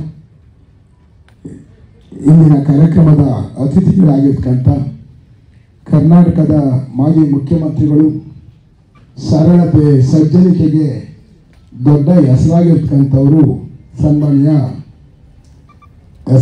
SR ಬೊಮ್ಮಾಯಿ ಅಂತಲೇ ಬರುತ್ತೆ, ಬಸವರಾಜ ಬೊಮ್ಮಾಯಿಯವರು. ನನಗೆ ಅವ್ರ ತಂದೆ SR ಬೊಮ್ಮಾಯಿಯವ್ರ ಹತ್ರ ಭಾಳ ವರ್ಷಗಳ ಕಾಲ ಅವ್ರ ಜೊತೆ ಇದ್ದು ಅವರ ಸೇವೆ ಮಾಡಿದವರು ನಾನು. ಹಾಗಾಗಿ ನನಗೆ ಯಾವಾಗಲೂ ಕೂಡ ಬಸವರಾಜ್ ಅಂತ ಬರೋದೇ ಇಲ್ಲ, SR ಬೊಮ್ಮಾಯಿ ಅಂತಲೇ ಬರ್ತೈತೆ. ಬೊಮ್ಮಾಯಿಯವರೇ, ಹಾಗೆಯೇ ಸಾವಿರಾರು ಜನ IAS ವಿದ್ಯಾರ್ಥಿಗಳಿಗೆ, IPS ವಿದ್ಯಾರ್ಥಿಗಳಿಗೆ ಒಂದು ಸ್ಪಷ್ಟ ದಿಕ್ಕನ್ನು ಕನ್ನಡದ ಮೂಲಕ ತೋರಿಸಿದಂಥವರು ದೆಹಲಿಯಲ್ಲಿ ಕುಳಿತು ಸನ್ಮಾನ್ಯ ಪುರುಷೋತ್ತಮ ಬಿಳಿಮಲೆಯವರು. ನನಗನ್ಸೋ ಪ್ರಕಾರ ಒಂದು 300-400 ಜನ ಆದರೂ IASನವರು ಅಥವಾ ಪುರುಷೋತ್ತಮ ಬಿಳಿಮಲೆಯವರ ಹತ್ರ ಶಿಕ್ಷಣವನ್ನು ಪಡೆದಿದ್ದಾರೆ. ಅಂತಹ ಒಬ್ಬ ದಿವ್ಯ ಪ್ರಾಚಾರ್ಯರು ಮತ್ತು ಜ್ಞಾನಿಗಳು ಇವತ್ತು ಈ ಸಮಾರಂಭದ ಅಧ್ಯಕ್ಷತೆ ವಹಿಸಿರೋದು ನಿಜವಾಗೂ ಕೂಡ ಸಂತೋಷ ತಂದಿದೆ. ಪುರುಷೋತ್ತಮ ಬಿಳಿಮಲೆಯವರೇ ಹಾಗೂ ಎಲ್ಲ ಪ್ರಶಸ್ತಿ ಪುರಸ್ಕೃತರೆ, ನಾನು ಒಬ್ಬೊಬ್ಬರಿಗೆ ಹೆಸರು ಹೇಳಕ್ಕೆ ಹೋಗೋದಿಲ್ಲ. ಯಾಕಂದರೆ ಈ ವೇದಿಕೆ ಮೇಲಿರ್ತಕ್ಕಂಥ 5 ಜನ ಪ್ರಶಸ್ತಿ ಪುರಸ್ಕೃತರು ಬಹು ದೊಡ್ಡ ಕೆಲಸವನ್ನು ಅವರ ಕ್ಷೇತ್ರದಲ್ಲಿ ಮಾಡಿರ್ತಕ್ಕಂಥವ್ರು. ಇವತ್ತು ನನಗೆ ಬಹಳ ಸಂತೋಷ ಅಂದರೆ ಸೋಮಶೇಖರ್ ಅವರು ಇಲ್ಲಿವರೆಗೆ 30 ಜನಗಳಿಗೆ ಈ ಪ್ರಶಸ್ತಿಯನ್ನು ಕೊಟ್ಟು ಇವತ್ತು 5 ಜನ ಸೇರಿದ್ರೆ 35 ಜನಗಳಿಗೆ ನಾವು ಈ ಸಂಸ್ಕೃತಿ ಸಂಗಮ ಪ್ರಶಸ್ತಿಯನ್ನು ಕೊಡ್ತಾ ಇದ್ದೀವಿ. ಈ ಸಂಸ್ಕೃತಿ ಸಂಗಮ ಪ್ರಶಸ್ತಿಗಳು ಕೊಡುವುದರ ಮೂಲಕ ನಿಜವಾಗ್ಲೂ ಕೂಡ ನಮ್ಮ ಸಂಸ್ಕೃತಿಯನ್ನು ಯಾವ ರೀತಿ ಕಟ್ಟಬೇಕು ಅನ್ನೋದ್ರ ಕಡೆಗೆ ಒಂದು ಸ್ಪಷ್ಟ ದಿಕ್ಕನ್ನು ಸನ್ಮಾನ್ಯ ಸೋಮಶೇಖರ್ ಅವರು ತೋರಿಸ್ತಾ ಇದ್ದಾರೆ. ಯಾಕೆ ಅಂದರೆ ಇವತ್ತು ಭಾರತೀಯ ಸಂಸ್ಕೃತಿ ಅಂತ ಅಂದರೆ ಯಾವುದೋ ಒಂದು ಏಕಮುಖಿ ಸಂಸ್ಕೃತಿ ಅಲ್ಲ, ಇದು ಬಹುಮುಖಿ ಸಂಸ್ಕೃತಿ. ಇವತ್ತು ವೇದಿಕೆ ಮೇಲೆ ನೋಡಿ, ರಂಜಾನ್ ದರ್ಗಾ, ಕಾತಾ ಚಿಕ್ಕಣ್ಣ, ಈಚಿ ಬೋರ್ಲಿಂಗಯ್ಯ, ಕಪ್ಪಣ್ಣ, ಕಸ್ತೂರಿ ಶಂಕರ್ ಎಲ್ಲರೂ ಕೂಡ ಈ ಬಹುಮುಖಿ ಸಂಸ್ಕೃತಿಯ ಪ್ರತಿಪಾದಕರು, ಜೊತೆಗೆ ಅದರ ಒಂದು ಪ್ರತೀಕವಾಗಿ ಇವತ್ತು ಇಲ್ಲಿ ಕುಳಿತುಕೊಂಡಿದ್ದಾರೆ. ನನಗೆ ಭಾರತೀಯ ಸಂಸ್ಕೃತಿ ಅಂದಾಕ್ಷಣ ನನಗೆ ಒಳೆಯೋದು ಕೇವಲ ನಮ್ಮ ಇತ್ತೀಚಿನ ದಿನಗಳಲ್ಲಿ ಹೇರಲ್ಪಟ್ಟ ಸಂಸ್ಕೃತಿ ಅಲ್ಲ, ಒಂದು ಆದಿವಾಸಿ ಸಂಸ್ಕೃತಿ, ಕಾಡುಗೊಲ್ಲರ ಸಂಸ್ಕೃತಿ, ಹೀಗೆ ಈ ದೇಶದ ಬೇರೆ ಬೇರೆ ಬೇರೆ ಬೇರೆ ಸಣ್ಣ ಪುಟ್ಟ ಕಾಡಿನ ಹಾಡಿಗಳಲ್ಲಿ ಇದ್ದಾರಲ್ಲ ಅವರ ಸಂಸ್ಕೃತಿ, ಅವೆಲ್ಲ ಸಂಸ್ಕೃತಿಗಳ ಒಟ್ಟಾರೆ ರೂಪವೇ ಭಾರತೀಯ ಸಂಸ್ಕೃತಿ. ಅದಕ್ಕೆ ಅದು ಅತ್ಯಂತ ವೈವಿಧ್ಯಮಯವಾಗಿರ್ತಕ್ಕಂಥದ್ದು. ಅಂತಹ ಸಂಸ್ಕೃತಿಯನ್ನು ಇವತ್ತು ಸೋಮಶೇಖರ್ ಅವರು ಗುರುತಿಸ್ತಾ ಇದ್ದಾರೆ. ಒಬ್ಬ ಇಸ್ಲಾಂ ಧರ್ಮದ ಆಗಿದ್ರು ಕೂಡ ಬಸವಣ್ಣನನ್ನ ನನ್ನ ಗುರು ಅನ್ನೋ ರೀತಿಯಲ್ಲಿ ಆರಾಧಿಸತಕ್ಕಂಥ ಸನ್ಮಾನ್ಯ ರಂಜಾನ್ ದರ್ಗಾ ಆಗಿರ್ಬೋದು, ಕತೆ ಕಾವ್ಯಗಳ ಮೂಲಕ ಬಡವರ ಶೋಷಿತರ ಬದುಕನ್ನ ಮತ್ತು ಕನಕದಾಸರು ಕೊಟ್ಟಂತ ಬೆಳಕನ್ನ ತನ್ನ ಕೃತಿಗಳಲ್ಲಿ ದಾಖಲಿಸ್ತಾ ಬಂದಂತಹ ಸನ್ಮಾನ್ಯ ಕಾತಾ ಚಿಕ್ಕಣ್ಣವರಾಗಿರ್ಬೋದು, ಈಚಿ ಬೋರ್ಲಿಂಗಯ್ಯನವರಂತೂ ಸಾಕಷ್ಟು ಜಾನಪದ ಕ್ಷೇತ್ರಗಳಲ್ಲಿ ಇಂತಹ ವಿಚಾರಗಳ ಬಗ್ಗೆ ಗಮನ ಸೆಳೆದಿರ್ತಕ್ಕಂಥವರು. ಹಾಗೆಯೇ ಕಸ್ತೂರಿ ಶಂಕರ್ ಅವರು ಕನ್ನಡ ಆಗಿರ್ಬೋದು, ಹಿಂದಿ ಆಗಿರ್ಬೋದು, ಮಲಯಾಳಂ ಆಗಿರ್ಬೋದು, ಹೀಗೆ ಬಹುಭಾಷಾ ಒಬ್ಬ ಕಲಾವಿಶಾರದೆಯಾಗಿ ಇವತ್ತು ಬೆಳೆದಿರ್ತಕ್ಕಂಥವರು ಶ್ರೀಮತಿ ಕಸ್ತೂರಿ ಶಂಕರ್ ಅವರು ಹಾಡ್ತಾ ಬೆಳೆದಂಥವ್ರು. ಹಾಗಾಗಿ ಇದು ಕನ್ನಡ ಜೊತೆಗೆ ಬಹುಮುಖಿ ಸಂಸ್ಕೃತಿಯನ್ನು ಪ್ರತಿಪಾದಿಸುವಂತಹ ಒಂದು ವೇದಿಕೆ ಆಗಿದೆ ಅಂದರೆ ತಪ್ಪಲ್ಲ. ಅದಕ್ಕೆ ಕಾರಣಕರ್ತರಾಗಿರ್ತಕ್ಕಂತಹ ಸೋಮಶೇಖರ್ ಅವರನ್ನು ನಾನು ಮನಪೂರ್ವಕವಾಗಿ ಅಭಿನಂದಿಸ್ತಾ ಇದ್ದೇನೆ. ಈಗ ಅವ್ರು ಹೇಳ್ತಾರೆ, ಒಂದು ತಮಾಷೆ ಅಂದರೆ ಒಂದು ಪಟ್ಟಿ ಮಾಡಿಟ್ಕೊಂಡಿರ್ತಾರೆ, ನಾಗರಾಜ್ ಮೂರ್ತಿ ಇವ್ರಿಗೆ ಕೊಟ್ಟರೆ ಹೇಗೆ ಅಂತಾರೆ, ಸರ್ ಅದು ಅಲ್ಲಲ್ಲ ಇವ್ರಿಗೆ ಇಟ್ಕೊಂಡಿರಲ್ಲ ಅಲ್ವಾ ಅಂತಾರೆ, ಇನ್ನೊಂದು ಹೆಸರು ಹೇಳ್ತಾರೆ, ಮತ್ತೊಂದು ಹೆಸರು ಹೇಳ್ತಾರೆ. ತಮಾಷೆ ಅಂದರೆ ಆ ಎಲ್ಲ ಹೆಸರುಗಳು ಮೊದಲೇ ನಿರ್ಧಾರ ಆಗಿರುತ್ತೆ.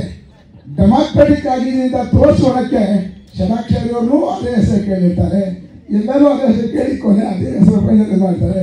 ಬಟ್ ಅದು ಎಲ್ಲರೂ ಕೂಡ ಒಪ್ಪುವಂಥ ಹೆಸರೇ ಆಗಿರುತ್ತೆ ಅನ್ನೋದು ಅತ್ಯಂತ ಸಂತೋಷ. ಹಾಗಾಗಿ 5 ಜನರನ್ನು ಆಯ್ಕೆ ಮಾಡಿರ್ತಕ್ಕಂಥವರು ಸೋಮಶೇಖರ್ ಅವರೇ ವಿನಃ ಯಾವ ಸಮಿತಿನೂ ಅಲ್ಲ ಅಂತ ಈ ಸಂದರ್ಭದಲ್ಲಿ ಹೇಳಕ್ಕೆ ಬಯಸ್ತೀನಿ. ಸೋಮಶೇಖರ್ ಅವ್ರಿಗೆ ಒಂದು ನಿಜವಾದ ಕೂಡ ಸ್ನೇಹಪರತೆಗೆ ನಾನು ಮೊದಲು ಜೀವರಾಜ್ ಅವ್ರನ್ನ ಯಾವಾಗಲೂ ಹೇಳ್ತಾ ಇದ್ದೆ, ಸ್ನೇಹಜೀವಿ ಸ್ನೇಹಪರತೆ ಅಂದರೆ ಅದು ಜೀವರಾಜ್ ಅಂತಿದ್ದೆ. ಆದರೆ ನಾನು ಈಗ ಬದಲಾಯಿಸ್ಕೊಂಡಿದ್ದೀನಿ, ಜೀವರಾಜ್ ಇಲ್ಲ. ಸ್ನೇಹಕ್ಕೆ ಮತ್ತೊಂದು ಯಾರಾದರೂ ಹೆಸರಿದ್ರೆ ಅದು ಸೋಮಶೇಖರ್. ಸೋಮಶೇಖರ್ಗೆ ಯಾವ ಪಕ್ಷನೂ ಇಲ್ಲ, ಯಾವ ಜಾತಿನೂ ಇಲ್ಲ, ಯಾವ ಧರ್ಮನೂ ಇಲ್ಲ. ಒಂದೇ ಒಂದು ಸದಾ ನಗುಮುಖ, ನಗನಗ್ತಾನೆ ತಿವಿತಾರೆ, ನಗನಗ್ತಾನೆ ನಮ್ಗೆಲ್ಲರಿಗೂ ಆಹಾರ ಹಾಕ್ತಾರೆ. ಹಾಗೆ ನಮ್ಮೆಲ್ಲರ ಪ್ರೀತಿಯನ್ನು ಕೂಡ ಸಂಪಾದಿಸ್ಕೊಂಡಿರ್ತಕ್ಕಂಥವರು ಸೋಮಶೇಖರ್ ಅವರು. ನನಗೆ ಸಂತೋಷ ಅಂದರೆ ನಾನು 3 ಸತಿ ಚುನಾವಣೆಗಳಲ್ಲಿ ಹೇಳಿದೆ, ಸಾಹಿತ್ಯ ಪರಿಷತ್ ಚುನಾವಣೆಗಳಲ್ಲಿ, ಸರ್ ಎಲೆಕ್ಷನ್ ನಿಂತ್ಕೊಳ್ಳಿ ಸರ್, ಲೀಲಾದೇವಿ ಪ್ರಸಾದ್ ನಿಂತ್ಕೊಳ್ಳಲ್ಲ, ನೀವು ನಿಂತ್ಕೊಳ್ಳಿ ಅಂತಂದ್ರೆ ಅವ ಇವರು ಇಲ್ಲನೇ ಮನು ಬಳಿಗಾರ್ ನಿಂತಿದ್ದಾರಂತೆ, ಬೇಡ ಅಂದರು. ಸರಿ ಮನು ಬಳಿಗಾರ್ ಇದ್ದಾರೆ, ನಾವು ಬೇಡ ಅಂದರು. ಸುಮ್ಮನಾದ್ವಿ. ಮನು ಬಳಿಗಾರ್ ಗೆದ್ರು, 5 ವರ್ಷ ಸರ್ವಾಧಿಕಾರ ಮಾಡಿ ನಾಶ ಆಯಿತು. ಅದಾದ್ಮೇಲೆ ಮಹೇಶ್ ಜೋಶಿ ಬರೋ ಟೈಮಲ್ಲಿ ಹೇಳಿದ್ರೆ ಅವರೂ ನಿಲ್ಲಿಲ್ಲ. ಈ ಸದ್ಯ ಈಗ ಒಪ್ಪಿದ್ದಾರೆ. ನಾವೆಲ್ಲರೂ ಕೂಡ ಸನ್ಮಾನ್ಯ ಷಡಕ್ಷರಿಯವರ ಹೋಟೆಲಲ್ಲಿ ಸೇರಿ ಎಲ್ಲರೂ ಕೂಡ ಕನ್ನಡದ ಪರ ಹೋರಾಟಗಾರರುಗಳೆಲ್ಲ ಸೇರಿ ನೀವು ನಿಂತ್ಕೊಳ್ಬೇಕು ಅಂತ ಒತ್ತಾಯ ಮಾಡಾಗ ಒಪ್ಪಿ ಈ ಸರ್ತಿ ಅವರು ಚುನಾವಣೆ ಸ್ಪರ್ಧಿಸಿ ಅಂತ ಒಪ್ಕೊಂಡಿದ್ದಾರೆ. ಸರ್, ನಾನು ಒಂದೇ ವಿಚಾರ ನಿಮ್ಗೆ ಹೇಳೋದು, ನೀವು ಚುನಾವಣೆ ನಿಲ್ತಾ ಇದ್ದೀರಿ, ನಿಲ್ಲಿ ಗೆಲ್ತೀರಿ. ಇದೇ ಮನಸ್ಥಿತಿಯನ್ನು ಕನ್ನಡ ಸಾಹಿತ್ಯ ಪರಿಷತ್ನಲ್ಲಿ ತೋರಿಸಿ ಆ ಕನ್ನಡ ಸಾಹಿತ್ಯ ಪರಿಷತ್ತನ್ನು ಒಂದು ದೊಡ್ಡ ಬಹುಮುಖಿ ಸಂಸ್ಕೃತಿಯ ಕೇಂದ್ರವನ್ನಾಗಿ ಮಾಡಿ ಅಂತ ನಿಮಗೆ ನಾನು ವಿನಂತಿ ಮಾಡ್ಕೊಳ್ತಾ ಇದ್ದೀನಿ ಸರ್.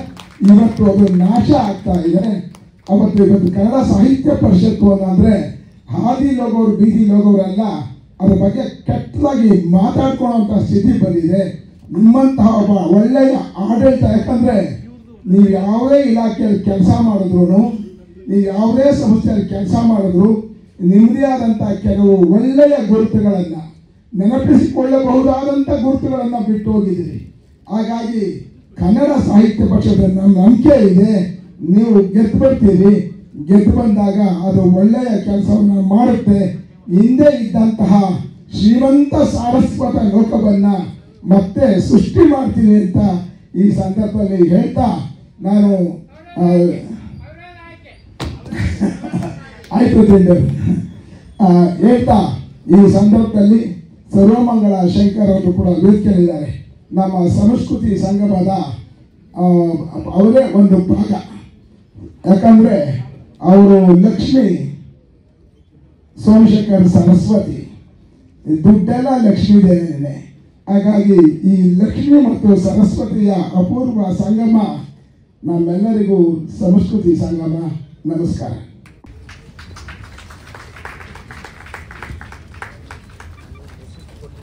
ಸ್ವಲ್ಪ ಕಡೆ ಕೈ ತೆಗಿ ಸರ್, ಇರ್ರಿ ಕಣ್ಕೊಡಿ.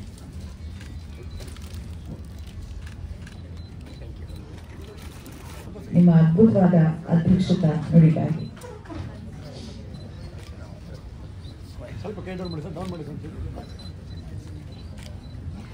ಕೆಲವರು ಅಧಿಕಾರ ಗಾದಿಗೇರಿದ ನಂತರ ಅವರ ನಮ್ಮದ ದಿವ್ಯ ಸಾನ್ನಿಧ್ಯ ವಹಿಸಿರುವಂತಹ ಪರಮ ಪೂಜ್ಯ ಸುತ್ತೂರಿನ ಶಿವರಾತ್ರಿ ಬಸವೇಂದ್ರ ಮಹಾಸ್ವಾಮಿಗಳ ಪಾದರನ್ನು ನಮಸ್ಕರಿಸಿ, ಅಧ್ಯಕ್ಷತೆ ವಹಿಸಿರುವಂಥ ಈ ತಾನೇ ಸುದೀರ್ಘವಾಗಿ ಸಂಸ್ಕೃತಿಯ ಕನ್ನಡದ ಎಲ್ಲ ಆಯಾಮಗಳನ್ನು ಹೊಸ ರೀತಿಯಲ್ಲಿ ನಮ್ಗೆ ತಿಳಿಸಿಕೊಟ್ಟಿರುವಂಥ ಪುರುಷೋತ್ತಮ್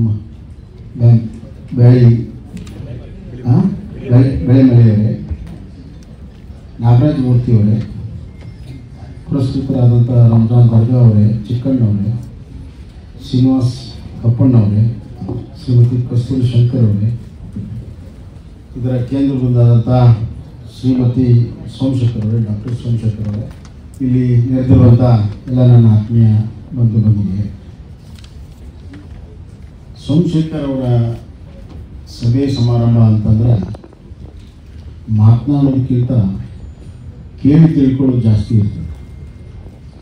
ಆ ಕೆಲಸ ಇವತ್ತು ನಾವು ಅದ್ಭುತವಾಗಿ ಮಾಡಿದ್ದೀವಿ ಅಂತ ಅನ್ನಿಸ್ತಾರೆ. ಮಾತನಾಡೋರು ಹೇಗಿರಬೇಕು, ಮಾತನಾಡೋರು ಆ ಮಾತನ್ನು ಜೀವಿತವಾಗಿ ಅನುಭವಿಸಿರುವಂಥವ್ರು ಇರಬೇಕು. ಮಾತಿಗೆ ಬೆಲೆ ಬರ್ತದೆ. ಈಗೆಲ್ಲ AI ಬಂದ ಮೇಲೆ ಯಾರು ಬೇಕಾದರೂ ಯಾವ ಸಬ್ಜೆಕ್ಟ್ ಮೇಲಾದರೂ ಕೂಡ ಪಾಂಡಿತ್ಯವನ್ನು ಪ್ರದರ್ಶನ ಮಾಡಬಹುದು. ಹಂಗಂತ ಹೇಳಿ ಎಲ್ಲರಿಗೂ ಕೂಡ ಜ್ಞಾನಪೀಠ ಪ್ರಶಸ್ತಿ ಸಿಗಕ್ಕೆ ಸಾಧ್ಯ ಇಲ್ಲ. ಪ್ರಶಸ್ತಿ ಹೇಗೆ ಸಿಗ್ತಾವೆ ಅನ್ನೋದು ಅದೊಂದು ದೊಡ್ಡ ಆದಾಯ. ಏನು ಪುರುಷೋತ್ತಮರೇ, ನೀವು ದಿಲ್ಲಿಯಲ್ಲಿದ್ರಿ, ಹೆಂಗೆ ಪ್ರಶಸ್ತಿ ಸಿಗ್ತಾವೆ ನಿಮಗೆಲ್ಲ ಗೊತ್ತಿದೆ. ಆದರೆ ಮಾತಿಗೆ ಬೆಲೆ ಬರಬೇಕಲ್ಲ. ಭಗವಂತ ನಮಗೆ ಚಿಂತನೆ ಮಾಡುವ ಶಕ್ತಿ ಕೊಟ್ಟಿದ್ದಾನೆ, ಮಾತನಾಡುವ ಶಕ್ತಿ ಕೊಟ್ಟಿದ್ದಾನೆ. ಆದರೆ ಮಾತಿನಂತೆ ನಡೆಯುವ ಒಂದು ಶಕ್ತಿ ನಾವೇ ಪಡ್ಕೊಳ್ಬೇಕು. ನಮಗೆಲ್ಲ ಅವಕಾಶಗಳನ್ನು ಕೊಟ್ಟಿದ್ದಾನೆ.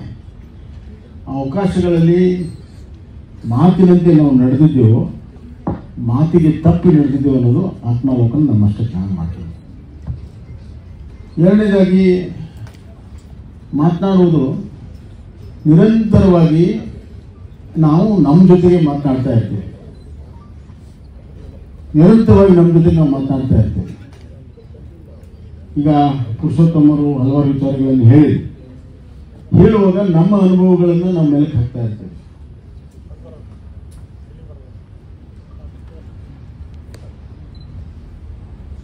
ಸ್ವಲ್ಪ ವಿರಾಮ ತಗೊಳ್ಳಿ. ನಮ್ಮ ಜೊತೆಗೆ ನಾವು ಮಾತನಾಡ್ತಾ ಇರ್ತೀವಿ. ನಮ್ಮ ಅತ್ಯಂತ ಆತ್ಮೀಯ ಸ್ನೇಹಿತ ಅಂದರೆ ನಮಗೆ ನಾವೇ. ಎಲ್ಲವನ್ನು ನಾವು ನಮ್ಮ ಒಳಗೆ ಹಂಚ್ಕೊಳ್ತೀವಿ. ಇನ್ನೊಬ್ಬರಿಗೆ ಸುಳ್ಳು ಹೇಳಬೇಕಾದ್ರೂ ಕೂಡ ಮೊದಲು ನಮ್ಮ ಸ್ನೇಹಿತರಿಗೆ ಹೇಳ್ತೀವಿ ನಾವು, ಇವರಿಗೆ ಸುಳ್ಳು ಹೇಳ್ತೀನಿ ನಾನು ಅಂತ. ಇನ್ನೊಬ್ಬರಿಗೆ ಸತ್ಯ ಹೇಳುವಾಗಲೂ ಕೂಡ ಸತ್ಯ ಹೇಳ್ತೀನಿ ಅಂತ. ಹೀಗಾಗಿ ಹಿರಿಯರು ಹೇಳ್ತಾರೆ, ನಮ್ಮ ನೆರಳಿಗೆ ನಾವು ಭಯದಿಂದ ಬದುಕನ್ನು ನಡೆಸಬೇಕು, ನೆರಳಿಗೆ ಹೆದರಿ ಬದುಕನ್ನು ನಡೆಸಬೇಕು ಅಂತ. ಆ ಸೂಕ್ಷ್ಮತೆ ಇರುವಂಥದ್ದು ಮಾನವೀಯ ಸಂಸ್ಕೃತಿ. ನಮ್ಮ ನೆರಳಿಗೆ ಹೆದರಿ ನಾವು ನಡೆಯುವುದು ಮಾನವೀಯ ಸಂಸ್ಕೃತಿ. ಸಂಸ್ಕೃತಿ ಬಗ್ಗೆ ಈಗ ಭಾಳ ವ್ಯಾಖ್ಯಾನ ಆಯಿತು. ಭಾರತೀಯ ಸಂಸ್ಕೃತಿ ಬಹುಮುಖ, ಏಕಮುಖ, ಒಳಮುಖ, ಹೊರಮುಖ ಎಲ್ಲವೂ ಕೂಡ ಚರ್ಚೆ ಆಗಿದೆ. ಭಾಷಾ ಸಂಸ್ಕೃತಿ, ಕನ್ನಡ ಸಂಸ್ಕೃತಿ ಅವೆಲ್ಲವೂ ಕೂಡ ಮೂಲ ಮಾನವೀಯ ಸಂಸ್ಕೃತಿಯಿಂದ ಹೊರಬಂದಿರುವಂಥದ್ದು. ಮಾನವೀಯ ಸಂಸ್ಕೃತಿ ಅಂದರೆ ಏನು? ಇತ್ತೀಚಿನ ದಿನಗಳಲ್ಲಿ ನಾಗರಿಕತೆ ಮತ್ತು ಸಂಸ್ಕೃತಿ ಇದರ ವ್ಯತ್ಯಾಸವೇ ನಮಗೆ ಗೊತ್ತಿಲ್ಲ. ಯಾರು ಬಹಳ ದೊಡ್ಡ ಶ್ರೀಮಂತರಿದ್ದಾರೆ, ಯಾರು ದೊಡ್ಡ ಅಧಿಕಾರದಲ್ಲಿದ್ದಾರೆ, ಅವ್ರು ಬಹಳ ಸುಸಂಸ್ಕೃತರನ್ನೋ ರೀತಿಯಲ್ಲಿ ಅವ್ರನ್ನ ಹಾಡಿ ಹೊಗಳ್ತಿಲ್ಲ. ನಮಗೆ ಗೊತ್ತಿರ್ತದೆ ಅವ್ನು ನಡೆದ ಬಂದ ದಾರಿ ಏನು ಅಂತ. ಆದರೂ ಕೂಡ ಅವರು ಅತ್ಯಂತ ಪ್ರಾಮಾಣಿಕರು, ನಿಷ್ಠರು, ಬಹಳ ಪರೋಪಕಾರಿಗಳು ಅಂತೆಲ್ಲವೂ ಹೇಳ್ತಿರ್ತೀವಿ.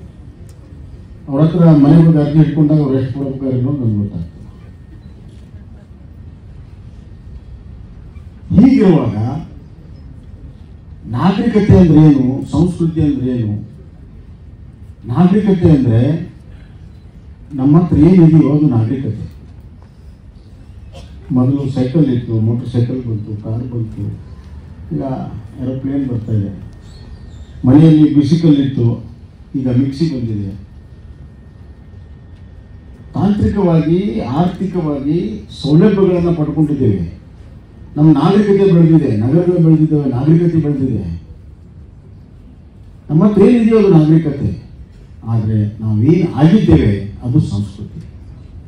ಇಂಗ್ಲಿಷ್ನಲ್ಲಿ ಪಾಶ್ಚಿಮಾತ್ಯ ಒಬ್ಬ ಫಿಲಾಸಫರ್ ಹೇಳಿದ್ದಾನೆ, what we have is civilisation and what we are is the culture.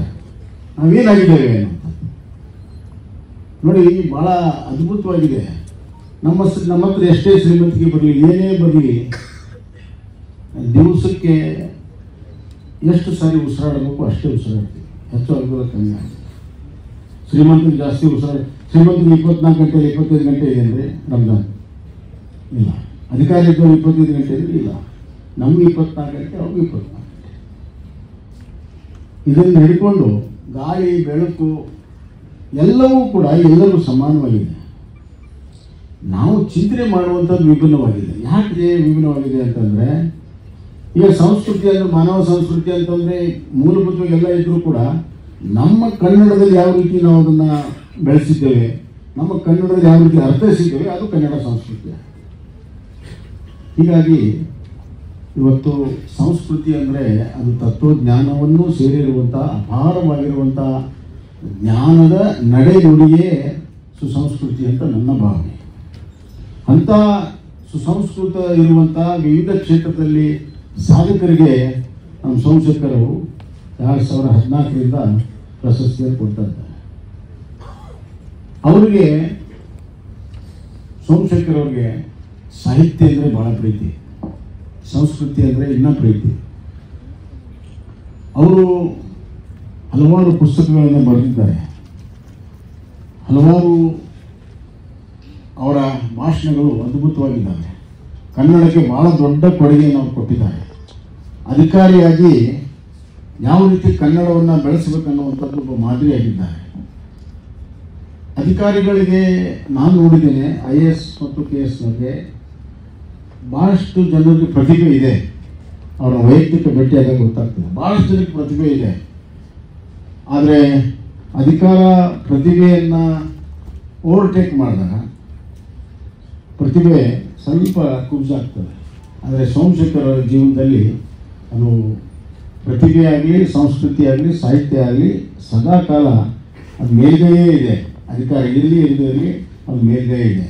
ಹೀಗಾಗಿ ಹಿ lives, he tax and he breathes culture and literature. ಅಂಥವ್ರು ಒಬ್ಬರು ಈಗೆಲ್ಲ ಮಿತ್ರರು ಹೇಳಿದಂತೆ ನನಗೆ ಗೊತ್ತಿರಲಿಲ್ಲ. ನಾಗರಾಜ ಮೂರ್ತಿ ಏನು ಹೇಳಿದ್ರು ಗೊತ್ತಿಲ್ಲ ನನಗೆ. ವಿನೋದ ಸಾಹಿತ್ಯ ಪರಿಷತ್ತಿಗೆ ನಿಲ್ತಾರಂತ ಈಗ ತಾನೇ ಗೊತ್ತಾಯ್ತು ನನಗೆ. ಇದು ನಮ್ಮ ಹತ್ರ ಎಷ್ಟು ಜೊತೆಗಿದ್ರು ಕೂಡ ನಮ್ಗೆ ಹೇಳಿರಲಿಲ್ಲ. ಯಾಕಂದರೆ ಸಾಹಿತ್ಯಕ್ಕೂ ಬೊಮ್ಮಾರಿಗೆ ಏನು ಸಂಬಂಧ, ಅವ್ರು ಯಾಕೆ ಹೇಳ್ಬೇಕು ಅಂತ ಬಿಟ್ಟಿರ್ಬೋದು. ನಮ್ಮ ಇನ್ಫ್ಲೂಯೆನ್ಸ್ ಇಲ್ಲ ಅಂತ ತಿಳ್ಕೊಂಡಿರ್ಬೋದು ಅವರು. ಆದರೆ ಒಳ್ಳೆಯ ಸುದ್ದಿಯನ್ನು ಹೇಳಿದರು. ನಮ್ಮ ನೆಂಟೂರಲ್ಲಿ ಕೂತ್ಕೊಂಡು ಭಾಳ ಒಳ್ಳೆಯ ಮಾತನ್ನು ಹೇಳಿದರು. ಅವರು ಅವರದೇ ಆಯ್ಕೆ ಆಗಬೇಕು, ಅವರು ಮಾಡಿರುವ ಸಾಧನೆಗೆ ಅಂತ. ನೀವು ಕೂತು ಅಷ್ಟೇ ಚಪ್ಪಲಿ ಹೊಡೆದ್ರೆ ಆಗಲ್ಲ. ಅದು ಸಾಹಿತ್ಯ ಪರಿಷತ್ತಿನ ಚುನಾವಣೆ ಇತ್ತೀಚೆಗೆ ಒಂದು ಎಲ್ಲ MP ಗಳು ಚುನಾವಣೆ ಸೇರಿ ಎಷ್ಟಿರ್ತದೆ ಅಷ್ಟು ಸಾಹಿತ್ಯ ಪರಿಷತ್ ಚುನಾವಣೆ ಆಗಿದೆ. ಮತ್ತು ಅಲ್ಲಿ ನಡೆಯುವಂಥ ರಾಜಕೀಯ ಬೇರೆ ಎಲ್ಲೂ ನಡೆಯೋದಿಲ್ಲ. ಸಾಹಿತ್ಯ ಅಂದ್ರೆ ರಾಜಕೀಯ, ವಿಚಾರ ಅಂದರೆ ರಾಜಕೀಯ. ರಾಜಕೀಯ ಅಂದ್ರೆ ಏನು? ಒಂದು ವಿಚಾರವೇ ರಾಜಕೀಯ, ವಿಚಾರವೇ ತತ್ವ ಆಗುತ್ತೆ, ತತ್ವವೇ ಆದರ್ಶ ಆಗುತ್ತೆ, ಆದರ್ಶವೇ ಒಂದು ರಾಜಕೀಯ ಪಕ್ಷಕ್ಕೆ ಊಟ ಕೊಡಬಹುದು ಅಥವಾ ರಾಜಕೀಯ ಚಿಂತನೆಗೆ ಊಟ ಕೊಡಬಹುದು. ಹೀಗಾಗಿ ಸಾಹಿತ್ಯಕ್ಕೆ ಮತ್ತು ರಾಜಕೀಯಕ್ಕೆ ವ್ಯತ್ಯಾಸ ಇಲ್ಲ. Man itself is A political animal. ನಾವು ಮಾಡುವಂಥ ಎಲ್ಲ ಕ್ರಿಯೆಯೂ ಕೂಡ ಪೊಲಿಟಿಕಲ್. ಸುಮ್ಮನೆ ಪೊಲಿಟಿಷಿಯನ್ಸ್ ಬೈತೀರಿ ನೀವು ಯೋಚನೆ ಮಾಡಿ, ನಿಮ್ಮ ಮನೆಯಲ್ಲಿ ನೀವು ಎಷ್ಟು ಪೊಲಿಟಿಕ್ಸ್ ಮಾಡ್ತೀರಿ? ಎಲ್ಲರ ಮನೆಯಲ್ಲೂ ಪೊಲಿಟಿಕ್ಸ್ ಇದೆ ಅಲ್ವಾ? ಮತ್ತು ಹೀಗಾಗಿ ಎಲ್ಲ ಕಡೆ ಪೊಲಿಟಿಕ್ಸ್ ಇದ್ದೇ ಇರ್ತದೆ. ಆದರೆ ಇವತ್ತಿನ ಕನ್ನಡಕ್ಕೆ ಬಹಳ ದೊಡ್ಡ ಸವಾಲಿದೆ. ಕನ್ನಡಕ್ಕೆ ಕನ್ನಡಿಗರಿಂದನೇ ಸವಾಲಿದೆ, ಕನ್ನಡಕ್ಕೆ ಹೊರಗಡೆ ಭಾಷೆಯಿಂದ ಸವಾಲಿದೆ. ವಿಶೇಷವಾಗಿ ಕನ್ನಡದ ಬಗ್ಗೆ ದಕ್ಷಿಣ ಭಾಷೆಯ ಇತರ ಭಾಷೆಗಳು ಕನ್ನಡದ ಶ್ರೀಮಂತಿಕೆ, ಕನ್ನಡದ ಒಂದು ಸಾಧನೆ ಅವರು ಒಪ್ಕೊಳ್ಳೋದು. ನಮ್ಮ ನೆರೆಹೊರೆಯವರೇ ನಮ್ಮನ್ನು ಭಾಳ ಅತ್ಯಂತ ಒಂದು ವೈಷಮ್ಯದಿಂದ ನೋಡ್ತಾರೆ. ಇಂಗ್ಲೀಷು ಅವ್ರಿಗಿಂತ ಫ್ರೆಂಚ್ ಅವ್ರಿಗಿಂತ ನಮ್ಮ ನೆರೆಹೊರೆಯವರೇ ಯಾವಾಗಲೂ ಹಂಗೆ. ಅದು ನೆರೆಹೊರೆ ಮನೆಯವ್ರಿಗೆ ಕಾಂಪಿಟೇಷನ್ ಇರ್ತದೆ, ದೂರದವ್ರಿಗೆ ಇರೋದಿಲ್ಲ. ಹೀಗಾಗಿ ಕನ್ನಡವನ್ನು ಅವರು ಎಲ್ಲರನ್ನೂ ಕೂಡ ಸರಿಪಡಿಸಿಕೊಂಡು ಮೇಲೆ ಎತ್ತುವಂಥ ಕೆಲಸ ಒಂದು ಸವಾಲಾಗಿದೆ. ಇನ್ನೊಂದು, ನಾವು ಭಾಳ ಜನ ಮಾತಾಡ್ತಾರೆ ಕನ್ನಡಕ್ಕೆ ಕುತ್ತಿದೆ. ಅದು ಯಾವ ಕುತ್ತಿಲ್ಲ, ಸೊರಗಡಿಲ್ಲ.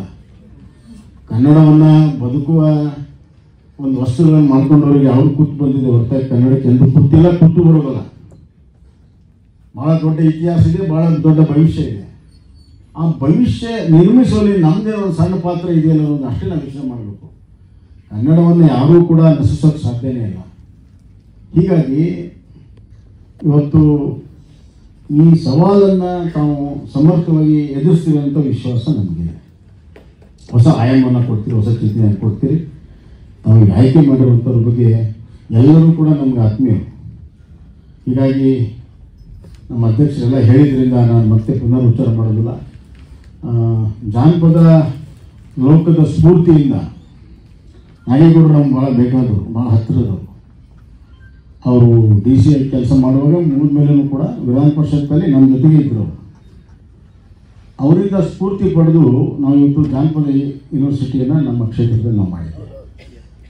ವಿಶ್ವದ ಪ್ರಥಮ ಜಾನಪದ ಮಾಡಿದೆ.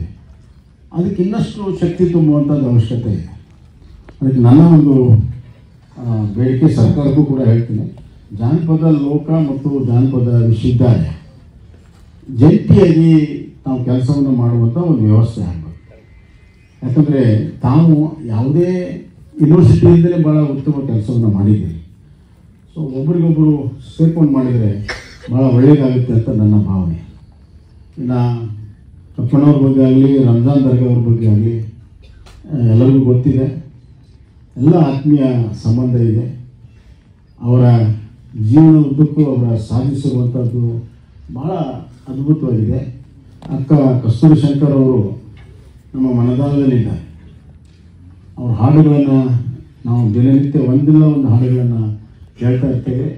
ಇಂಪಾದ ಮಧುರಾದ ಧ್ವನಿಯ ಜೊತೆಗೆ ಭಾವವನ್ನು ತುಂಬುವಂಥ ಒಂದು ಕೆಲಸವನ್ನು ಸುಮಾರು 50 ವರ್ಷಗಳಿಂದ ಅವರು ಮಾಡ್ತಿರುವಂಥದ್ದು ನಮ್ಮೆಲ್ಲರಿಗೂ ಕೂಡ ಸಂತೋಷ. ಅವರಿಗೆ ಇವತ್ತು ಪ್ರಶಸ್ತಿ ಸಿಕ್ಕಿದ್ದು ಸೋಮಶೇಖರ್ ಅವರಿಗೆ ಅಭಿನಂದನೆ.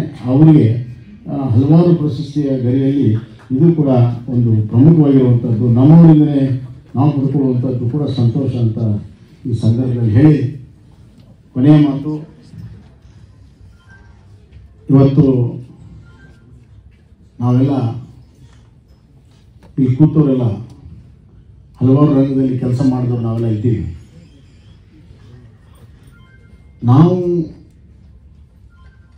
ದೇಶ ಮತ್ತು ನಾಡು ಕಟ್ಟೋದಕ್ಕೆ ಏನೆಲ್ಲ ಪ್ರಯತ್ನಗಳನ್ನು ಮಾಡ್ತಾ ಇದ್ದೀವಿ ಅನ್ನೋದನ್ನು ನಾವು ಚಿಂತನೆಯನ್ನು ಮಾಡಬೇಕು. ಇವತ್ತು ದೇಶ ಅನ್ನುವಂಥ ಪರಿಕಲ್ಪನೆ ಬದಲಾಗಿಬಿಟ್ಟಿದೆ.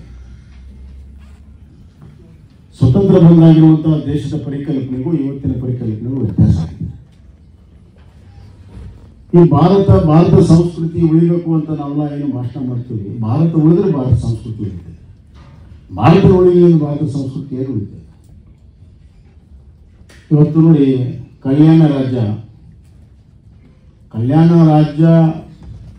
ಕಲ್ಯಾಣದ ಸಂಸ್ಕೃತಿಯಿಂದ ಇಂದು ಕೂಡ ನಾವು ನೆನೆಸ್ಕೊಳ್ತೇವೆ. ಅದನ್ನೆಲ್ಲ ವಚನ ಸಾಹಿತ್ಯ ಮುಖಾಂತರ, ದಾಸ ಸಾಹಿತ್ಯ, ವಚನ ಸಾಹಿತ್ಯ ಕನ್ನಡದ 2 ದೊಡ್ಡ ಆಸ್ತಿಗಳು. ಬಸವಣ್ಣನ ಬಿಟ್ಬಿಡಿ, ಈಗ ಬಸವಣ್ಣನ ಮಾತನಾಡುವಂಥದ್ದು ಒಂದು ರೀತಿಯಲ್ಲಿ ಈಗ ಬಸವಣ್ಣನ ಎಲ್ಲರೂ ಕೂಡ ಹರಿದು ಹಂಚ್ಕೊಳ್ತಾ ಇದ್ದಾರೆ. ರಂಜಾನ್ ನಿಮ್ಮ ಕಲ್ಪನೆ ಬಸವಣ್ಣನ ಬೇರೆ, ಈಗಿರೋ ಕಲ್ಪನೆ ಬಸವಣ್ಣನ ಬೇರೆ. ಬಸವಣ್ಣನ ಎಲ್ಲರೂ ಕೂಡ ತಮ್ಮ ಇಚ್ಛೆ ಥರ ಅದನ್ನು ವ್ಯಾಖ್ಯಾನಿಸ್ತಾ ಇದ್ದಾರೆ. 5 ಜನ ಕೂಡರು ಆನೆಯನ್ನು ಮುಟ್ಟುವಾಗ ಏನೇನು ಮುಟ್ತಾರೆ, ಹೆಂಗೆ ಭಾವಿಸಿದ್ರು ಹಂಗೆ ಬಸವಣ್ಣ ಹಂಗೆ ಭಾವಿಸ್ಕೊಂಡು ಹೋಗ್ತಾ ಇದ್ದಾರೆ. ಭಾಳ ದುರ್ದೈವದ ಸಂಗತಿ. Basavanna is ever relevant today ಅಂತ ಭಾಳ ಜನ ಮಾತನಾಡ್ತಾರೆ. ಅದಕ್ಕೆ ನಾವು ಸಂತೋಷ ಪಡಬೇಕು, ದುಃಖ ಪಡಬೇಕು. ಬಸವಣ್ಣ ಇನ್ನೂ ಪ್ರಸ್ತುತ ಅಂತಂದರೆ ಅಸಮಾನತೆ ಹಾಗೂ ಮೂಢನಂಬಿಕೆ, ಹೆಣ್ಣು ಗಂಡಿನ ಭೇದ ಇವೆಲ್ಲವೂ ಇದ್ದಂಗಲ್ವ. ಇದ್ರ ಬಗ್ಗೆ ಚಿಂತನೆಯನ್ನು ಮಾಡೋದು ಬಿಟ್ಟು ನಮ್ಮ ಬಸವಣ್ಣ ಸರಿ, ನಮ್ಮ ಬಸವಣ್ಣ ಸರಿ, ಬಸವಣ್ಣ ಎಲ್ಲರೂ ಅಷ್ಟೇ. ಬಸವಣ್ಣ ಒಂದು ಜಾತಿ ಧರ್ಮಕ್ಕೆ ಸೀಮಿತಲ್ಲ. ಬಸವಣ್ಣ ಒಂದು ವಿಚಾರಧಾರೆ. ಯಾರು ಅಪ್ಕೊಳ್ತಾರೆ ಅವ್ರು ಬಸವಣ್ಣ, ಯಾರು ಅಪ್ಕೊಳ್ಳೋದಿಲ್ಲ ಅವ್ರು ಬಸವಣ್ಣ ಇಲ್ಲ. ಅದ್ಭುತವಾಗಿರುವಂಥ ಒಂದು ಕಲ್ಪನೆ. ಅಂಥ ಶ್ರೇಷ್ಠವಾಗಿರುವಂಥ ಮಾನವತಾವಾದಿ ನಮ್ಮ ನಾಡಿನಲ್ಲಿ ಹುಟ್ಟಿದ್ದಾನೆ. ಅದನ್ನು ಯಾವ ರೀತಿ ನಾವು ಬೆಳೆಸಬೇಕನ್ನುವಂಥ ಚಿಂತನೆಯನ್ನು ಮಾಡದೆ ಒಂದು ರಾಜಕೀಯ ವಸ್ತುವಾಗಿ ಬಸವಣ್ಣನ ಬಳಕೆ ಮಾಡ್ತಿರುವಂಥದ್ದು ಅತ್ಯಂತ ದುರ್ದೈವದ ಸಂಗತಿ ಅಂತ ಈ ಸಂದರ್ಭದಲ್ಲಿ ಇಚ್ಛೆಪಡ್ತೀನಿ. ಅದಕ್ಕೆ ದೇಶ ಅನ್ನುವಂಥ ಕಲ್ಪನೆಗೆ ನಾವೆಲ್ಲರೂ ಕೂಡ ಎಲ್ಲರೂ ಒಂದು ಕಡೆ ನಾವೆಲ್ಲರೂ ಒಂದು ಅನ್ನುವಂಥದ್ದಕ್ಕೆ ಒಪ್ಕೋಬೇಕಲ್ಲ. ಈ ದೇಶ ಅನ್ನುವಂಥ ಕಲ್ಪನೆಗೆ ನಾವು ಒಪ್ಕೊಂಡ್ರೆ, ನಮ್ಮ ಕರ್ತವ್ಯಗಳನ್ನು ನಾವು ಮಾಡಿದರೆ ಈ ದೇಶಕ್ಕೆ ಭವಿಷ್ಯ ಇದೆ. ದೇಶ ಅನ್ನುವ ಕಲ್ಪನೆಯೇ ನಾವು ವಿಕೃತಗೊಳಿಸುವಂಥ ಪ್ರಯತ್ನಕ್ಕೆ ನಾವು ಕೈ ಹಾಕಿದರೆ ಖಂಡಿತವಾಗೂ ದೇಶಕ್ಕೂ ಭವಿಷ್ಯ ಇಲ್ಲ, ರಾಜ್ಯಕ್ಕೂ ಭವಿಷ್ಯ ಇಲ್ಲ, ನಮಗೂ ಭವಿಷ್ಯ ಇಲ್ಲ. ನಮ್ಮ ಭವಿಷ್ಯ ಉಜ್ವಲ ಆಗಬೇಕಾದ್ರೆ ರಾಜ್ಯ ಭವಿಷ್ಯ ಉಜ್ವಲ ಆಗಬೇಕು, ಅದೇ ರೀತಿ ದೇಶದ ಭವಿಷ್ಯ ಉಜ್ವಲ ಆಗಬೇಕು. We are in challenging times, globally we are in challenging times. ಈಗ ನಾವು ಗಟ್ಟಿಯಾಗಿ ನಿಂತು ಮೇಲೆದ್ರೆ ಮುಂದಿನ ಒಂದು ಶತಮಾನ ಭಾರತವನ್ನು ಮುಟ್ಟಕ್ಕೆ ಯಾರು ಸಾಧ್ಯ ಇಲ್ಲ. ಇದೊಂದು ಟೆಸ್ಟಿಂಗ್ ಟೈಮಲ್ಲಿ ಇದ್ದೀವಿ. ಅದು ಉಳಿಸ್ಬೇಕಾದ್ರೆ ನಮ್ಮ ಸಾಹಿತ್ಯ, ನಮ್ಮ ಸಂಸ್ಕೃತಿ, ದೇಶದ ಏಕತೆಗೆ, ಅಖಂಡತೆಗೆ ಸರಿ ಸಮಾನವಾಗಿದ್ದಾಗ ಮಾತ್ರ ಅದು ಸಾಧ್ಯ ಅನ್ನುವಂಥ ವಿಚಾರವನ್ನು ಹೇಳಿ ಮತ್ತೊಮ್ಮೆ ಸೋಮಶೇಖರ್ ಅವರಿಗೆ ಹೃದಯಪೂರ್ವಕ ಅಭಿನಂದನೆಗಳು. ಏನು ಸಂಗಮ ಮಾಡಿದಿರಿ, ಇದು ಪ್ರಶಸ್ತಿಗಳ ಸಂಗಮ ಅಷ್ಟೇ ಅಲ್ಲ, ಸಾಂಸ್ಕೃತಿಕ ಸಂಗಮ ಅಷ್ಟೇ ಅಲ್ಲ, ವಿಚಾರಗಳ ಸಂಗಮ ಕೂಡ ಆಗಿರೋದ್ರಿಂದ ನಿಮ್ಗೆ ವಿಶೇಷ ಅಭಿನಂದನೆ ಸಲ್ಲಿಸ್ತೇನೆ. ಹಾಗೂ ಬರುವಂಥ ದಿನಗಳಲ್ಲಿ ಇಷ್ಟು ದಿವಸ ನಮ್ಮ ಅಖಾಡಕ್ಕೆ ಬಂದಿರಲಿಲ್ಲ, ಈಗ ಚುನಾವಣೆ ಅನ್ನುವ ನಮ್ಮ ಅಖಾಡಕ್ಕೆ ಬರ್ತಾ ಇದ್ದೀರಿ. ನಿಮಗೆ ಸ್ವಾಗತ ಹಾಗೂ ನಿಮಗೆ ಒಳ್ಳೆಯ ಯಶಸ್ಸಿನ ಭವಿಷ್ಯ ಸಿಗಲಿ ಅಂತೇಳಿ ಭಗವಂತನ ಪ್ರಾರ್ಥನೆ ಮಾಡ್ತೀನಿ. ಸವಾಲುಗಳಿಗೆ ನಾವು ಹೇಗೆ ಸಿದ್ಧರಾಗಬೇಕು, ಇಂದಾದರೂ ಬದಲಾಗಿ ಮುಂದಾದರೂ ಬದಲಾಗಿ ಅಂತ ಕರೆ ಕೊಟ್ಟಿದ್ದಾರೆ ಬಸವರಾಜ ಬೊಮ್ಮಾಯಿ ಸರ್ ಅವರಿಗೆ ವಿಶೇಷ ವಂದನೆಗಳು.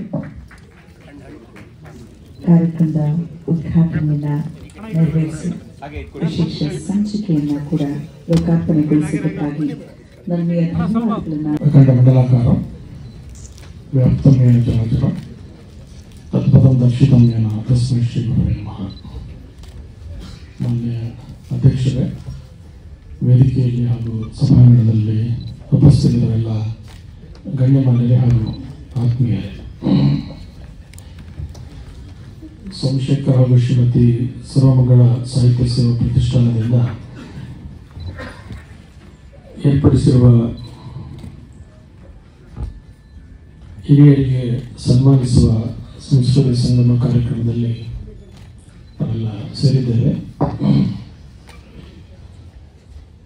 ಇಂದು ಪುರಸ್ಕೃತರಾದಂಥವರು ಹೇಗೆ ಆಯ್ಕೆಯಾಗಿದ್ದಾರೆ ಅಂತ ಅನ್ನೋದನ್ನು ನಾಗರಾಜ ಮೂರ್ತಿಯವರು ಸೂಕ್ಷ್ಮವಾಗಿ ಹೇಳಿದ್ದಾರೆ. ಸೋಮಶೇಖರ್ ಅವರು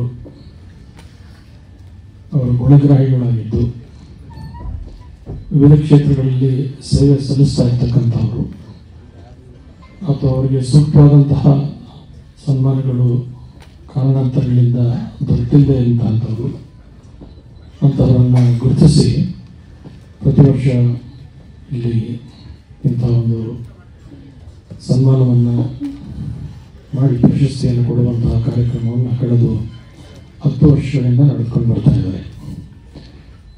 ಇದು ಸಂಸ್ಥೆಯ ಒಂದು ದಶಮಾನೋತ್ಸವ ಕೂಡ ಹೌದು.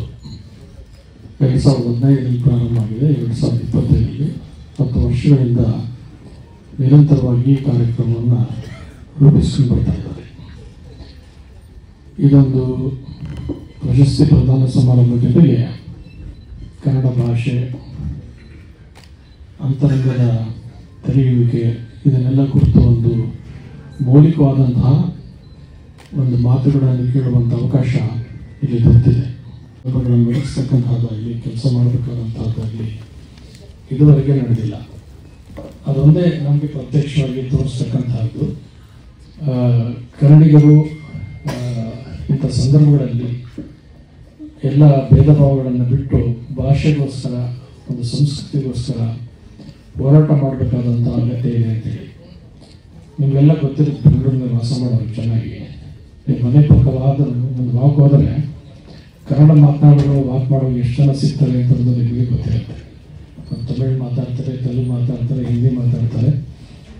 ಕನ್ನಡ ಮಾತಾಡೋರನ್ನ ನೀವು ಹೊರದೇಶಕ್ಕೆ ಹೋದಾಗ ಕನ್ನಡ ಮಾಡಿದಾಗ ನೋಡಿದಾಗ ಸಂತೋಷ ಪಡ್ತಿಲ್ಲ. ಕರ್ನಾಟಕದಲ್ಲೂ ಕೂಡ ಅಂಥ ಇದೊಂದು ಕಾಸ್ಮೋಪಾಲಿಟನ್ ಸಿಟಿ ಅಂತ ಆಗಿರೋದ್ರಿಂದ ಮತ್ತು ಇಡೀ ದೇಶದಲ್ಲಿ ಒಳ್ಳೆಯ ರಕ್ಷಣೆ ಇರ್ತಕ್ಕಂಥದ್ದು, ಒಳ್ಳೆಯ ಸೌಲಭ್ಯ ಇರೋದು ಯಾವುದು ಅಂತಂದರೆ ಬೆಂಗಳೂರು ಅಂತೇಳಿ ದೇಶದ ಜನರು ಅನ್ಸಿರೋದ್ರಿಂದ ಎಲ್ಲ ಬಂದು ಇಲ್ಲೇ ವಾಸ ಮಾಡ್ತಾರೆ. ಹಾಗಾಗಿ ಇದೊಂದು ಕರ್ನಾಟಕದ ಬೆಂಗಳೂರು ಅಂತಂದರೆ ಬಹುಭಾಷಾ ಸಂಸ್ಕೃತಿಯ ಒಂದು ನಗರ ಅನ್ನೋ ರೀತಿಯಲ್ಲಿ ಪರಿವರ್ತನೆ ಆಗ್ತದೆ. ಎಲ್ಲರೂ ಬರಲಿ ಸಂತೋಷ. ನಮ್ಮ ಕನ್ನಡದ ಸಂಸ್ಕೃತಿ ಅದು ದೊಡ್ಡದಾದಂಥದ್ದು.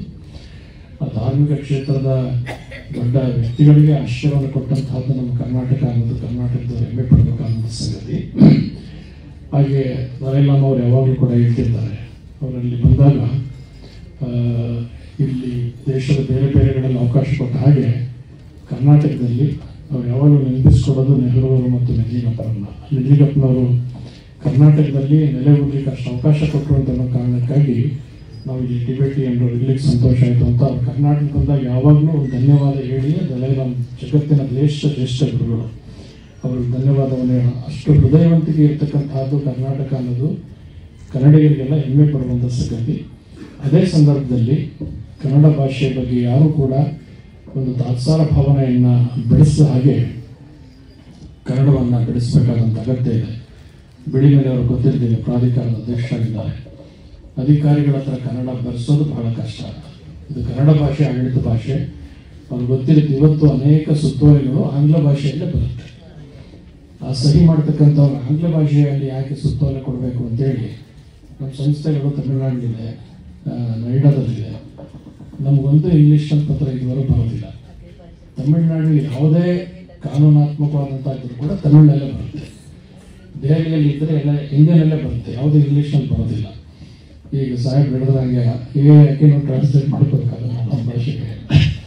ಮೊದಲು ಮುಂಚೆ ಮಾಡಿಸ್ಬೇಕಾಗಿತ್ತು, ಈಗ ಆರ್ಟಿಫಿಷಿಯಲ್ ಇಂಟೆಲಿಜೆನ್ಸಿಂದ ಅನುವಾದವನ್ನು ಮಾಡಿಸ್ಕೋಬೋದು. ಹಾಗೆ ಭಾಷೆ ಬಗ್ಗೆ ಒಂದು ಅಭಿಮಾನವನ್ನು ಬೆಳೆಸಬೇಕಾದಂಥದ್ದು. ನಮ್ಮ ಹೃದಯ ಎಷ್ಟು ಶ್ರೀಮಂತರು ನಮ್ಮ ಕನ್ನಡಿಗರು ಅಂತಂದರೆ, ಪರಭಾಷಿಕ ಒಬ್ಬ ಸಿಕ್ಕರೆ ಅವನ ಮನಸ್ಸು ನೋವಾಗಬಾರ್ದು ಅಂತೇಳಿ ಅವನ ಭಾಷೆನ ಮಾತನಾಡಲಿಕ್ಕೆ ನಾವು ಪ್ರಯತ್ನ ಮಾಡ್ತೇವೆ ಹೊರತು ನಮ್ಮ ಭಾಷೆನಲ್ಲಿ ಅವನು ಮಾತನಾಡಬೇಕು ಅಂತ ನಾವು ನಿರೀಕ್ಷೆ ಮಾಡೋದಿಲ್ಲ. ಇದು ಕನ್ನಡಿಗರ ಒಂದು ದೌರ್ಬಲ್ಯ ಅಂತಲ್ಲ, ಅವ್ರ ಹೃದಯ ಶ್ರೀಕಂತೆಯನ್ನು ಬೇರೆಯವರು ಯಾರು ಕೂಡ ಲಘುವಾಗಿ ಕಾಣದ ಹಾಗೆ ಭಾಷೆಯನ್ನು ಸಂಸ್ಕೃತಿಯನ್ನು ಕಾಪಾಡಬೇಕಾದಂತಹದ್ದು ಕನ್ನಡಿಗರ ಎಲ್ಲ ಜವಾಬ್ದಾರಿ ಅಂತ ಅನ್ನೋದನ್ನು ಅರ್ಥಕೊಳ್ಬೇಕಾಗಿದೆ. ಹಿರಿಯ ತಲೆಮಾರಿನವರು ಈಗೇನು ಹಿರಿಯ ತಲೆಮಾರಿನವರೆಲ್ಲ ಕನ್ನಡ ಇರ್ಬೋದು, ಆದರೆ ಮುಂದಿನ ತಲೆಮಾರು ನಿಮ್ಮ ಯುವಕರು, ಮಕ್ಕಳು, ಮೊಮ್ಮಕ್ಕಳು ಭವಿಷ್ಯ ಕನ್ನಡವನ್ನು ಕಲಿಯೋದ್ರಲ್ಲಿ ನೀವೊಂದು ಪ್ರಶ್ನೆ ಹಾಕ್ಬಿಟ್ಟು ಬೆಂಗಳೂರಿನೆಲ್ಲ ಸಭೆ ಮಾಡಿಸಿ ಕನ್ನಡದ ಪೇಪರ್ನ ಬೆಂಗಳೂರಿನಲ್ಲಿ ಇರುವಂಥ ಎಷ್ಟು ಜನ ಮಕ್ಕಳು ಕನ್ನಡ ಪೇಪರ್ ಓದ್ತಾರೆ ಅಂತ ಒಂದು ಪ್ರಶ್ನೆ ಕೇಳಿದ್ರೆ ಕನ್ನಡ ಹೇಗೆ ಬೆಳೀತಾ ಇದೆ ಅಂತ ಗೊತ್ತಾಗುತ್ತೆ. ಅದರಿಂದ ಅದಕ್ಕೆ ಅವಕಾಶ ಕೊಡದ ಹಾಗೆ ನಮ್ಮ ಭಾಷೆಯನ್ನು, ಸಂಸ್ಕೃತಿಯನ್ನು ಉಳಿಸ್ಬೇಕಾದಂಥ ಕೆಲಸ ಮಾಡಬೇಕಾಗಿದೆ. ಅಂತ ಒಂದು ಕಾರ್ಯಕ್ರಮವನ್ನು ಇಲ್ಲಿ ಸೋಮಶೇಖರ್ ಏರ್ಪಡಿಸಿದ್ದಾರೆ. ಮೊನ್ನೆ ಬಸವರಾಜ ಬೊಮ್ಮಾಯಿಯವರು ನಮ್ಮ ಕರ್ನಾಟಕದ ಮುಖ್ಯಮಂತ್ರಿಗಳಾಗಿದ್ದಂಥವರು. ಅವರು ಹಿಂದಿನ ತಲೆಮಾರುಗಳಿಂದ ರಾಜಕೀಯ ಕ್ಷೇತ್ರದಲ್ಲಿ ಒಂದು ಒಳ್ಳೆಯ ಹೆಸರನ್ನು ಪಡೆದಿರುವಂಥವರು ಮತ್ತು ಈಗ ಲೋಕಸಭೆಯ ಸದಸ್ಯರಾಗಿ ಸೇವೆಯನ್ನು ಸಲ್ಲಿಸ್ತಾ ಇದ್ದಾರೆ. ಅವರು ನಡೆನುಡಿಯಲ್ಲಿ ಸಾಮರಸ್ಯ ಇರಬೇಕಾದಂತಹದನ್ನು ಸೂಕ್ಷ್ಮವಾಗಿ ಗಮನಿಸಿದ್ದಾರೆ. ಬಸವಣ್ಣವರು ಹೇಳಿದರೆ, ನಡೆಯೊಳಗೆ ನುಡಿ ತುಂಬಿ, ನುಡಿಯೊಳಗೆ ನಡೆ ತುಂಬಿ, ನಡೆನುಡಿ ಎರಡನ್ನು ಪರಿಪೂರ್ಣ ತುಂಬಿ ಹಾಗೆ ಅಂತ. ಈಗ ಇಷ್ಟೊಂದು ವಿಧಾನಸೌಧದಲ್ಲಿ ಆಗ್ಬಿಟ್ಟು ನಡೆಯವರು ಈಗ ಅನುಸರಣೆ ಮಾಡಿದ್ರು ಅಂತಂದರೆ ಅವರು ಅಧ್ಯಕ್ಷರಾಗಿರೋದನ್ನ ಜಗತ್ತು ಯಾವತ್ತೂ ಬರೆಯೋದಿಲ್ಲ. ಇದಿಷ್ಟೇ ಆದರೂ ಸಾಕು. ಕರ್ನಾಟಕದ ಅಷ್ಟೇ ಇಲ್ಲ, ಜಗತ್ತಿನಲ್ಲಿ ಒಂದು ಕಡೆ ತತ್ವಪದಕಾರ ಹೇಳ್ತಾರೆ, ಜನ ಮೆಚ್ಚಿ ನಡೆಕೊಂಡ ಏನುಂಡೋ ಜಗದಿ, ಜನರು ಮೆಚ್ಚುತ್ತ ನಿನ್ನ ಕೈಲಾಸ ಹೊಯ್ಯುವಾರೆ, ಚಿರುಮೆಯ ಶಿವನಿಂದ ಒಲಿವನೆ ಮರುಡೆ ಹಾಗೆ ಅಂತೇಳಿ. ಜನ ಮೆಚ್ಚುವಂಗ ನಡೆಯೋದು ಮುಖ್ಯ ಅಲ್ಲ, ಮನ ಮೆಚ್ಚಿ ನಡೆಕೊಂಬುದೇ ಚಂದ ಅಂತ ಹೇಳ್ತಾರೆ. ಮನಸ್ಸು ಮೆಚ್ಚು ಹಾಗೆ ನಡ್ಕೊಳ್ಬೇಕೆ ಹೊರತು ಜನರು ಮೆಚ್ಚು ಹಾಗೆ ಮಾತನಾಡಬಾರ್ದು ಅಂತ ಹೇಳಿ. ಅದನ್ನೇ ಬೊಮ್ಮಾಯಿಯವರು ಹೇಳಿದ್ದು. ನಾವೇನು ಮಾಡಬೇಕಾದ್ರೂ ಕೂಡ, ನಾವೇನು ಹೇಳಿದ್ರು ಕೂಡ ನಮ್ಮ ಅಂತರಂಗ ಅದಕ್ಕೆ ಸ್ಪಂದಿಸ್ತಾ ಇರ್ತದೆ. ನೀವು ಏನೇ ಮಾತಾಡ್ತಾ ಇದೆಯಾ ಅಂತೇಳಿ. ಜನರು ಹೊರಗಡೆ ಬೇಕಾದಷ್ಟು ನಾವು ಮಾತನಾಡ್ಬೋದು, ಅಂತರಂಗ ಒಂದು ಹೇಳ್ತಾ ಇರುತ್ತೆ, ನೀನು ಮಾತನಾಡೋದು ಎಷ್ಟು ಸರಿ ಇಲ್ಲ ಅಂತ ಅನ್ನೋದನ್ನು ಅಂತರಂಗ ಹೇಳ್ತಾ ಇರುತ್ತೆ.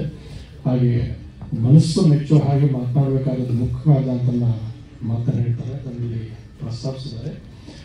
ಇವತ್ತು ಇಲ್ಲಿ 5 ಮಹಿಳೆಯರನ್ನು ಸನ್ಮಾನಿಸಲಾಗಿದೆ. ನಮ್ಮ ಈ ಪೊರ್ಲಿಂಗ್ನವ್ರಿಗೆ ಇದು 2ನೇ ಸನ್ಮಾನ. ಇದು ಇದೇ ವೇದಿಕೆಯಲ್ಲಿ ಅವರ ವೈಯಕ್ತಿಕ ಸಾಧನೆಗಾಗಿ ಸನ್ಮಾನ ಮಾಡಿದ ಸಂದರ್ಭದಲ್ಲಿ ನಾವು ಇದ್ದೀವಿ ಅಂತ ಅನ್ನೋದು ತುಂಬ ಸಂತೋಷ ಸಂಗತಿ. ಅವರು ಅದೃಷ್ಟವಂತರು.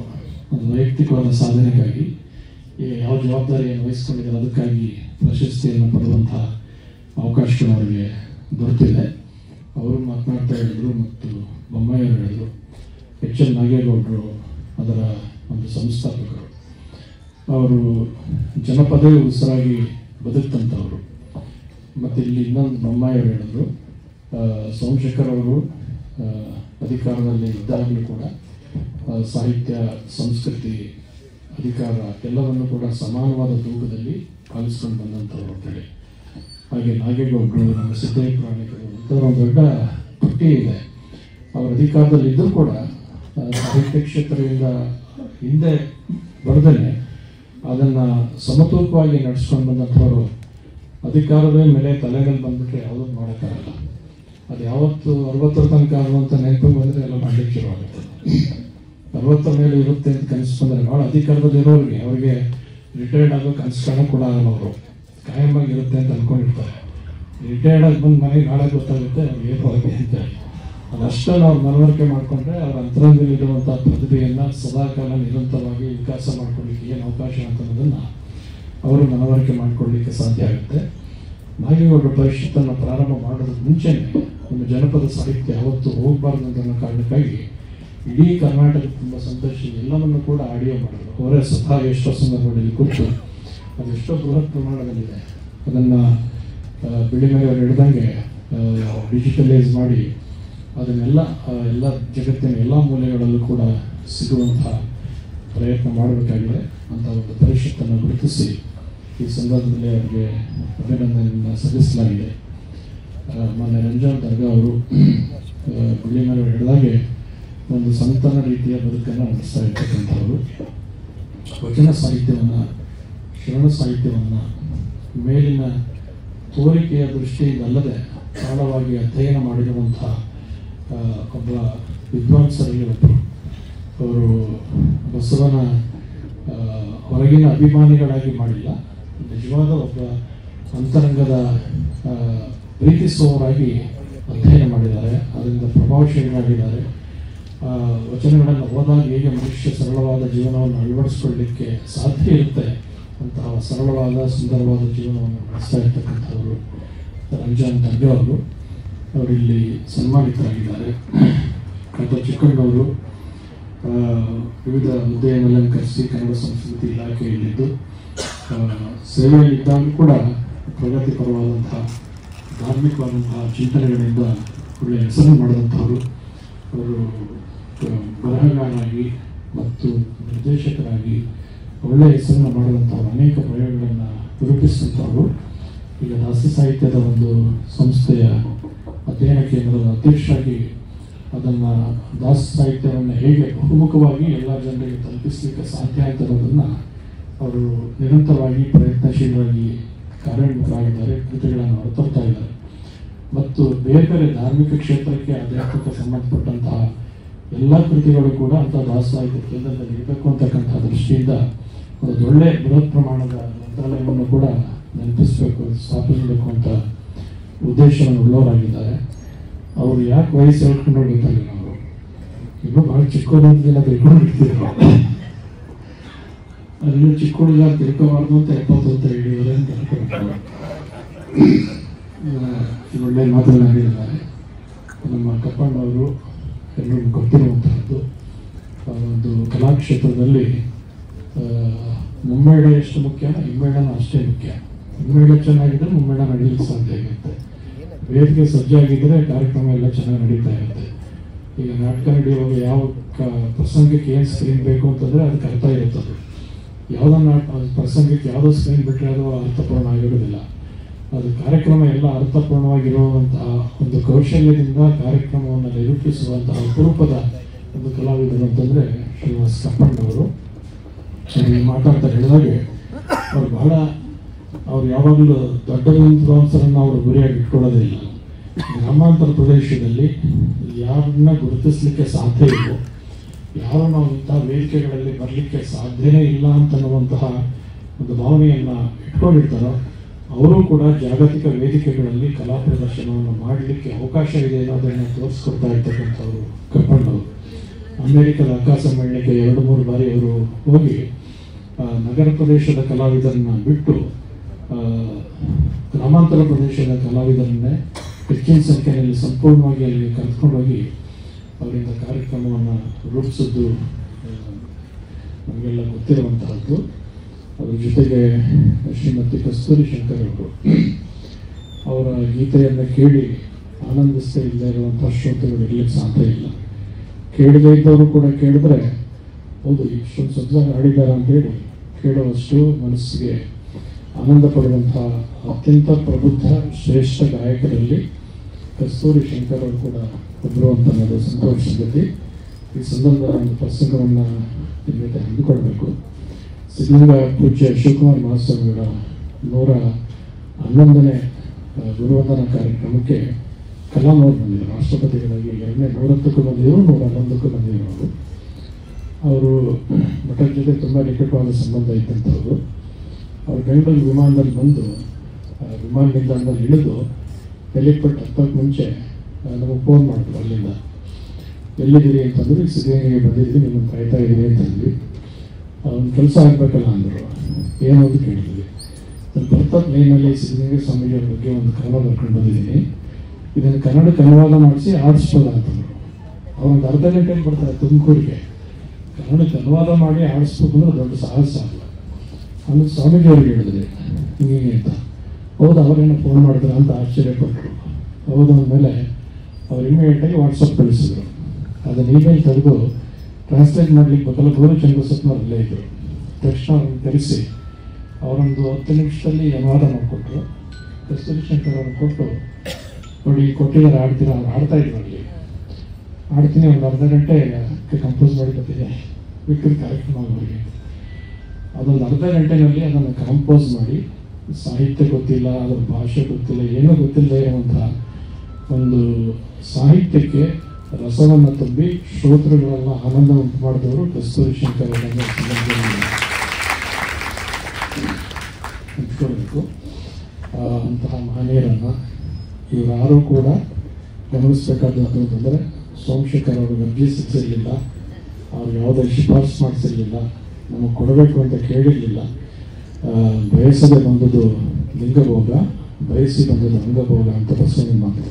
ಇವೆಲ್ಲ ಪ್ರಶಸ್ತಿ ಹೇಗೆ ಬಂದಿದೆ ಅಂತಂದರೆ ಅವ್ರು ನಿರೀಕ್ಷೆ ಮಾಡಲಿಲ್ಲ, ಅದು ಬಂದಿದೆ. ಅದರಿಂದ ಅವ್ರ ಹೃದಯಕ್ಕೂ ಸಂತೋಷ ಪಡುವಂಥ ರೀತಿಯಲ್ಲಿ ಈ ಪ್ರಶಸ್ತಿ ಪ್ರದಾನ ಕಾರ್ಯಕ್ರಮ ನಡೆದಿದೆ. ಹಾಗೆ ಅಂತೇಳಿ ಬೊಮ್ಮಾಯಿಯವರು ಈ ಕಾರ್ಯಕ್ರಮದಲ್ಲಿ ಉಪಸ್ಥಿತರಿದ್ದು, ಅವರು ಇಲ್ಲೇ ಕಾರ್ಯಕ್ರಮ ಯಾವಾಗಲೂ ನಡೆಯೋದೇ ಇಲ್ಲ.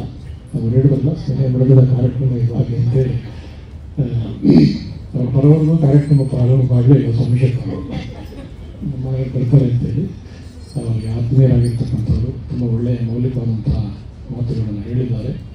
ಮತ್ತು ಈ ಸರಿ ಶ್ರೀಧರ್ ಅವರು ಸಾಮಾನ್ಯವಾಗಿ ಮುಖ್ಯಮಂತ್ರಿಗಳಾಗಿದ್ದಾಗಲೂ ಕೂಡ ಮೆರವಣಿಗೆ ಬಂದಾಗ ಜನಜಂಗ್ಲಿ ಬಿಟ್ಟವರವರು ಸ್ವಾಮೀಜಿ ಬಿಡುವಾಗಿರೋ ಬರ್ತೀನಿ ಅಂತೇಳಿ ಎಷ್ಟೋ ಸಂದರ್ಭಗಳಲ್ಲಿ ಅನೇಕ ಕೃತಿಗಳ ಬಗ್ಗೆ ಅವರು ಓದೋದು ಸೈಂಟಿಫಿಕ್ ಇದಿರ್ಬೋದು, ಮತ್ತೊಂದು ಇರ್ಬೋದು, ಜಾಗತಿಕ ಸಂಪರ್ಕ ಕುರಿತಾಗಿರ್ಬೋದು, ತುಂಬ ಬಗ್ಗೆ ತೀವ್ರವಾಗಿ ಆಳವಾಗಿ ಚರ್ಚೆ ಮಾಡುವಂತಹ ಒಂದು ವಿಶೇಷವಾದಂತಹ ಅಪರೂಪದ ರಾಜಕಾರಣಿಗಳು ಬಸವರಾಜ ಬೊಮ್ಮಾಯಿಯವರು ಅಂತ ಒಂದು ಎಲ್ಲ ಸಂತೋಷ ಮಾಡ್ತಕ್ಕಂಥದ್ದು. ಗುಡಿಮನೆಯವರು ಕೇಂದ್ರದ ಜವಾಹರ್ಲಾಲ್ ನೆಹರು ವಿಶ್ವವಿದ್ಯಾಲಯದಲ್ಲಿ ಸೇವೆ ಸಲ್ಲಿಸಿದರು. ವೈಚಾರಿಕ ಪ್ರಜ್ಞೆ ಉಳ್ಳಂಥವರು. ಈಗ ಸರ್ಕಾರ ಅವರೊಂದು ಜವಾಬ್ದಾರಿಯುತವಾದ ಒಂದು ಸ್ಥಾನಮಾನವನ್ನು ಕೊಟ್ಟಿದೆ. ನಿನ್ನೆ ಕೂಡ ಪತ್ರಿಕೆಯಲ್ಲಿ ನೋಡಿರ್ಬೋದು, ಯಾವುದೇ ಕೇಂದ್ರ ಸರ್ಕಾರದ ಆಡಳಿತಕ್ಕೊಳಪಟ್ಟಂತಹ ಒಂದು ಸಂಸ್ಥೆಗಳು ಕೂಡ ಕನ್ನಡ ರಾಜ್ಯೋತ್ಸವವನ್ನು ಕಡ್ಡಾಯವಾಗಿ ಆಚರಣೆ ಮಾಡಲೇಬೇಕು ಅಂತಕ್ಕಂಥ ಒಂದು ಒತ್ತಾಯವನ್ನು ಮಾಡಿದ್ದಾರೆ. ಅದಕ್ಕಾಗಿ ಅನೇಕ ಮನೆಗಳಲ್ಲಿ ಸ್ಪಂದಿಸ್ತಾ ಇರ್ತಕ್ಕಂಥ ಮಾತನ್ನು ಕೂಡ ಹೇಳಿದ್ದಾರೆ. ಮಾನ್ಯ ಸೋಮಶೇಖರ್ ದಂಪತಿಗಳು ಈ ಕಾರ್ಯಕ್ರಮವನ್ನು ವರ್ಷಕ್ಕೆ ಮುಖ್ಯವಾಗಿ 2 ಕಾರ್ಯಕ್ರಮಗಳನ್ನು ಮಾಡ್ತಾರೆ. ಮತ್ತೊಂದು ಬಸವಶ್ರೀ, ವಚನಶ್ರೀ ಇತ್ಯಾದಿ ಪ್ರಶಸ್ತಿಗಳನ್ನು ನೀಡ್ತಕ್ಕಂಥದ್ದು, ಒಂದು ಸಾಹಿತ್ಯ ಸಂಬಂಧಪಟ್ಟಂಥ ಪ್ರಶಸ್ತಿಗಳನ್ನು ನೀಡ್ತಕ್ಕಂಥದ್ದು. ಅವರು ಸಾಹಿತ್ಯ ಸಂಸ್ಕೃತಿ ವಲಯದಲ್ಲಿ ನಿರಂತರವಾಗಿ ಎಲ್ಲರ ಜೊತೆ ಮಿಳಿತವಾಗಿರೋದ್ರಿಂದ ಯಾರಿಗೆ ಅಂತ ಸೂಕ್ತವಾದಂತಹ ಪ್ರಶಸ್ತಿಗಳನ್ನು ಕೊಡಬೇಕು ಅಂತಕ್ಕಂಥ ಸೂಕ್ಷ್ಮವಾದಂತಹ ಸಂವೇದನೆಯನ್ನು ಉಳ್ಳಂಥವರು. ಮತ್ತು ಸರ್ವಮಂಗಳ ಅವರು ಮನೆಯಲ್ಲಿ ಯಾವಾಗಲೂ ಅವರೇ ಫೈನಾನ್ಸ್ ಮಿನಿಸ್ಟರ್ ಇರ್ತಾರೆ. ಕೇಳಿದಾಗ ದುಡ್ಡು ಕೊಡ್ತಾರೆ ಅಂತ ಮಾಡ್ತಾ ಇದ್ದಾರೆ.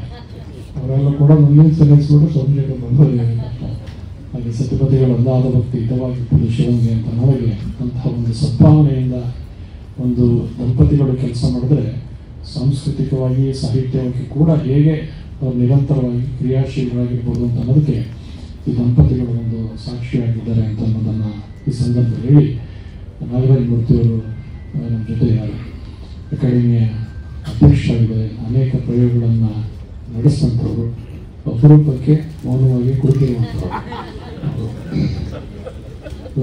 ಮಾತುಗಳನ್ನು ಹೇಳಿದ್ದಾರೆ. ಅವರಿಗೆ ಕೆಲವು ವರ್ಷಗಳಿಂದ ಇದೊಂದು ಸನ್ಮಾನ ಆಯಿತು. ಎಲ್ಲ ಅಭಿಮಾನಿಗಳೆಲ್ಲ ಸೇರಿ ಅವ್ರಿಗೆ ನಾವು ಸನ್ಮಾನ ಮಾಡಿದ್ರು. ಸನ್ಮಾನ ಮಾಡಿದ್ರೆ ವೇದಿಕೆ ತುಂಬ ಓಡಾಡ್ತಿದ್ದವ್ರು ಯಾರು ನಾಗರಾಜ್ ಗೊತ್ತಿಲ್ಲ. ಅವ್ರು ಬಂದು ಹೇಳಿದ್ರು, ಇದು ನಿಮ್ಮದೇ ಸನ್ಮಾನ, ಈಗಲಾರು ಕೂತ್ಕೊಂಡಿರ್ತಾರೆ. ಯಾವುದೇ ಕಾರ್ಯಕ್ರಮ ಆದರೂ ಕೂಡ ಶಿಸ್ತ ನಡೀಬೇಕು, ಅಚ್ಚುಕಟ್ಟಾಗಿರಬೇಕು, ಅದರಲ್ಲೇನು ಲೋಪ ಇರಬಾರ್ದು. ಬಂದಂತಹ ಶ್ರೋತೃಗಳು ಸಭಿಕರಿಗೂ ಕೂಡ ಸಂತೋಷ ಆಗಬೇಕು ಅಂತಕ್ಕಂಥ ಒಂದು ಅಪಾರವಾದಂತಹ ಕಾರ್ಯಕ್ರಮಗಳಂಥ ಒಬ್ಬ ಕಲಾವಿದರು ನಾಗರಾಜ್ ಮೂರ್ತಿಯವರು ಅವ್ರು ಬಂದಿದ್ದಾರೆ. ಇದರಲ್ಲಿ ಇಷ್ಟೊಂದು ಸಂಖ್ಯೆಯಲ್ಲಿ ಎಲ್ಲ ಗಣ್ಯಮಾನ್ಯರು ಇದ್ದೀರಿ. ಹಾಗೆ ಹೇಳಿದ್ರೆ ಸೋಮಶೇಖರ್ ಹೆಸರುಗಳು ಭಾಳ ಕಡಿಮೆ ಅಂತ ಹೆಸರಿನಾರೇ ಪೂರ್ತ ಸಭಾಂಗಣದಲ್ಲಿ ಇರೋದ್ರಿಂದ ಕಾರ್ಯಕ್ರಮ ಒಂದು ಮಹತ್ವಪೂರ್ಣವಾದದ್ದು ಹಾಗೆ ಅಂತ ಮಾತಾಡಿ ಸಾಹಿತ್ಯ ಪರಿಷತ್ ಕುರಿತ ಹೇಳಿದ್ದಾರೆ. ಎಸ್ ಎನ್ ಕೃಷ್ಣ ಅವರು ಮುಖ್ಯಮಂತ್ರಿಗಳಾಗಿದ್ದರು. ಬೆಂಗಳೂರಲ್ಲಿ ಒಂದು ಕಾರ್ಯಕ್ರಮ ಇತ್ತು. ಕಾರ್ಯಕ್ರಮ ಬಂದಾಗ ಒಂದು ಇವತ್ತು ತಪ್ಪು ಮಾಡಿ ಸ್ವಾಮೀಜಿ ಸಭೆಯಲ್ಲಿ ಹೇಳ್ತೀನಿ ಇದ್ರು. ಆಮೇಲೆ ಸರಿ ಆಯ್ತಲ್ಲ. ಆ ಭಾಷಣದಲ್ಲಿ ಮೊದಲನೇ ಮಾತೇನು ಅಂತಂದರೆ, ಇವತ್ತು ನಾನು ತಪ್ಪು ಕೆಲಸ ಮಾಡಿ ಬಂದಿದ್ದೀನಿ. ಏನು ಅಂತಂದರೆ, ಕನ್ನಡ ಸಾಹಿತ್ಯ ಪರಿಷತ್ತಿಗೆ ಅಡ್ಮಿನಿಸ್ಟ್ರೇಟರ್ ಸಹಿ ಮಾಡಿ ಬಂದಿದ್ದೀನಿ. ನಾನು ಮಾಡಬಾರ್ದಾಗಿತ್ತು, ಅದನ್ನು ಮಾಡುವಂಥ ಅನಿವಾರ್ಯ ಇದ್ದದರಿಂದ ಮಾಡಲೇಬೇಕಾಗಿತ್ತು, ಮಾಡಿದ್ದೀನಿ. ಕನ್ನಡಿಗರಿಗೆ ಕ್ಷಮೆ ಕೇಳಬೇಕು ಹಾಗೆ ಅಂತ ಅವಾಗ ಹೇಳಿದ್ದು. ಇನ್ನೂ ಕೂಡ ಪತ್ರಿಕೆಯಲ್ಲಿ ನೋಡಿ ನೆನಪು ಬಂತು. ಅದನ್ನು ವ್ಯವಸ್ಥಿತವಾಗಿ ಒಂದು ಸಾಹಿತ್ಯ ಪರವಾಗಿ, ಕನ್ನಡ ಭಾಷೆಯ ಪರವಾಗಿ ಸಾಹಿತಿಗಳನ್ನೆಲ್ಲ ಒಟ್ಟುಗೂಡಿಸಿ ಅವರೆಲ್ಲರ ಸದುಪಯೋಗವನ್ನು ಪಡೆದು ಒಂದು ಭಾಷೆ, ಸಂಸ್ಕೃತಿ, ಅದೊಂದು ನಮ್ಮೊಂದು ಸಾಂಸ್ಕೃತಿಕ ಸಂಸ್ಥೆ. ಅದು ಯಾವಾಗಲೂ ಸಾಂಸ್ಕೃತಿಕವಾಗಿ ಸಂಘಟಿತವಾಗಿ ಮಾಡಬೇಕಾದಂಥ ಅಗತ್ಯ ಇದೆ. ಅದರ ಬಗ್ಗೆ ಕೂಡ ಎಲ್ಲರೂ ಅಭಿಪ್ರಾಯಗಳನ್ನು ವ್ಯಕ್ತ ಮಾಡಿದ್ದಾರೆ. ಈ ಕಾರ್ಯಕ್ರಮ ಯಶಸ್ವಿಯಾಗಿ ನಡೆದಿದೆ ಅಂತ ಹೇಳಿ ಭಗವಂತನ ಕೃಪೆ ಸರ್ವರಿಗೂ ಇರಲಿ ಅಂತ ಹಾರೈಸಿ ನಾಲ್ಕು ಮಾತುಗಳು. ಗೌರವಾಧ್ಯಕ್ಷರು ಮಹಾಸಮಿತಿ ಅಧ್ಯಕ್ಷರಾಗಿ ಸೋಮಶೇಖರ್ ಅವರಿದ್ದಾರೆ. ಸೊ ಪೂಜರು ಪ್ರತಿ ಹಂತದಲ್ಲೂ ಸೋಮಶೇಖರ್ ಅವರಿಗೆ ಮಾರ್ಗದರ್ಶನವನ್ನು ನೀಡ್ತಾರೆ. ಹೀಗೆ ಆಶೀರ್ವದಿಸ್ತಾ ಇರಲಿ ಅವರನ್ನು, ಅವರ ಸಮಸ್ತ ಕುಟುಂಬದವರನ್ನು ಎಂದು ಬೇಡುತ್ತಾ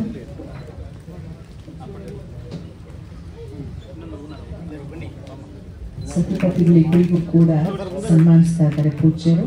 ಈಗ ವಂದನಾರ್ಪಣೆ ಶೇಷಾದ್ರಿ ಸಂಜೆ ಕಾಲೇಜಿನ ಪ್ರಾಧ್ಯಾಪಕರು ಪ್ರೊಫೆಸರ್ ಸಂತೋಷ್ ಜೇಡಿ ಅವರಿಂದ.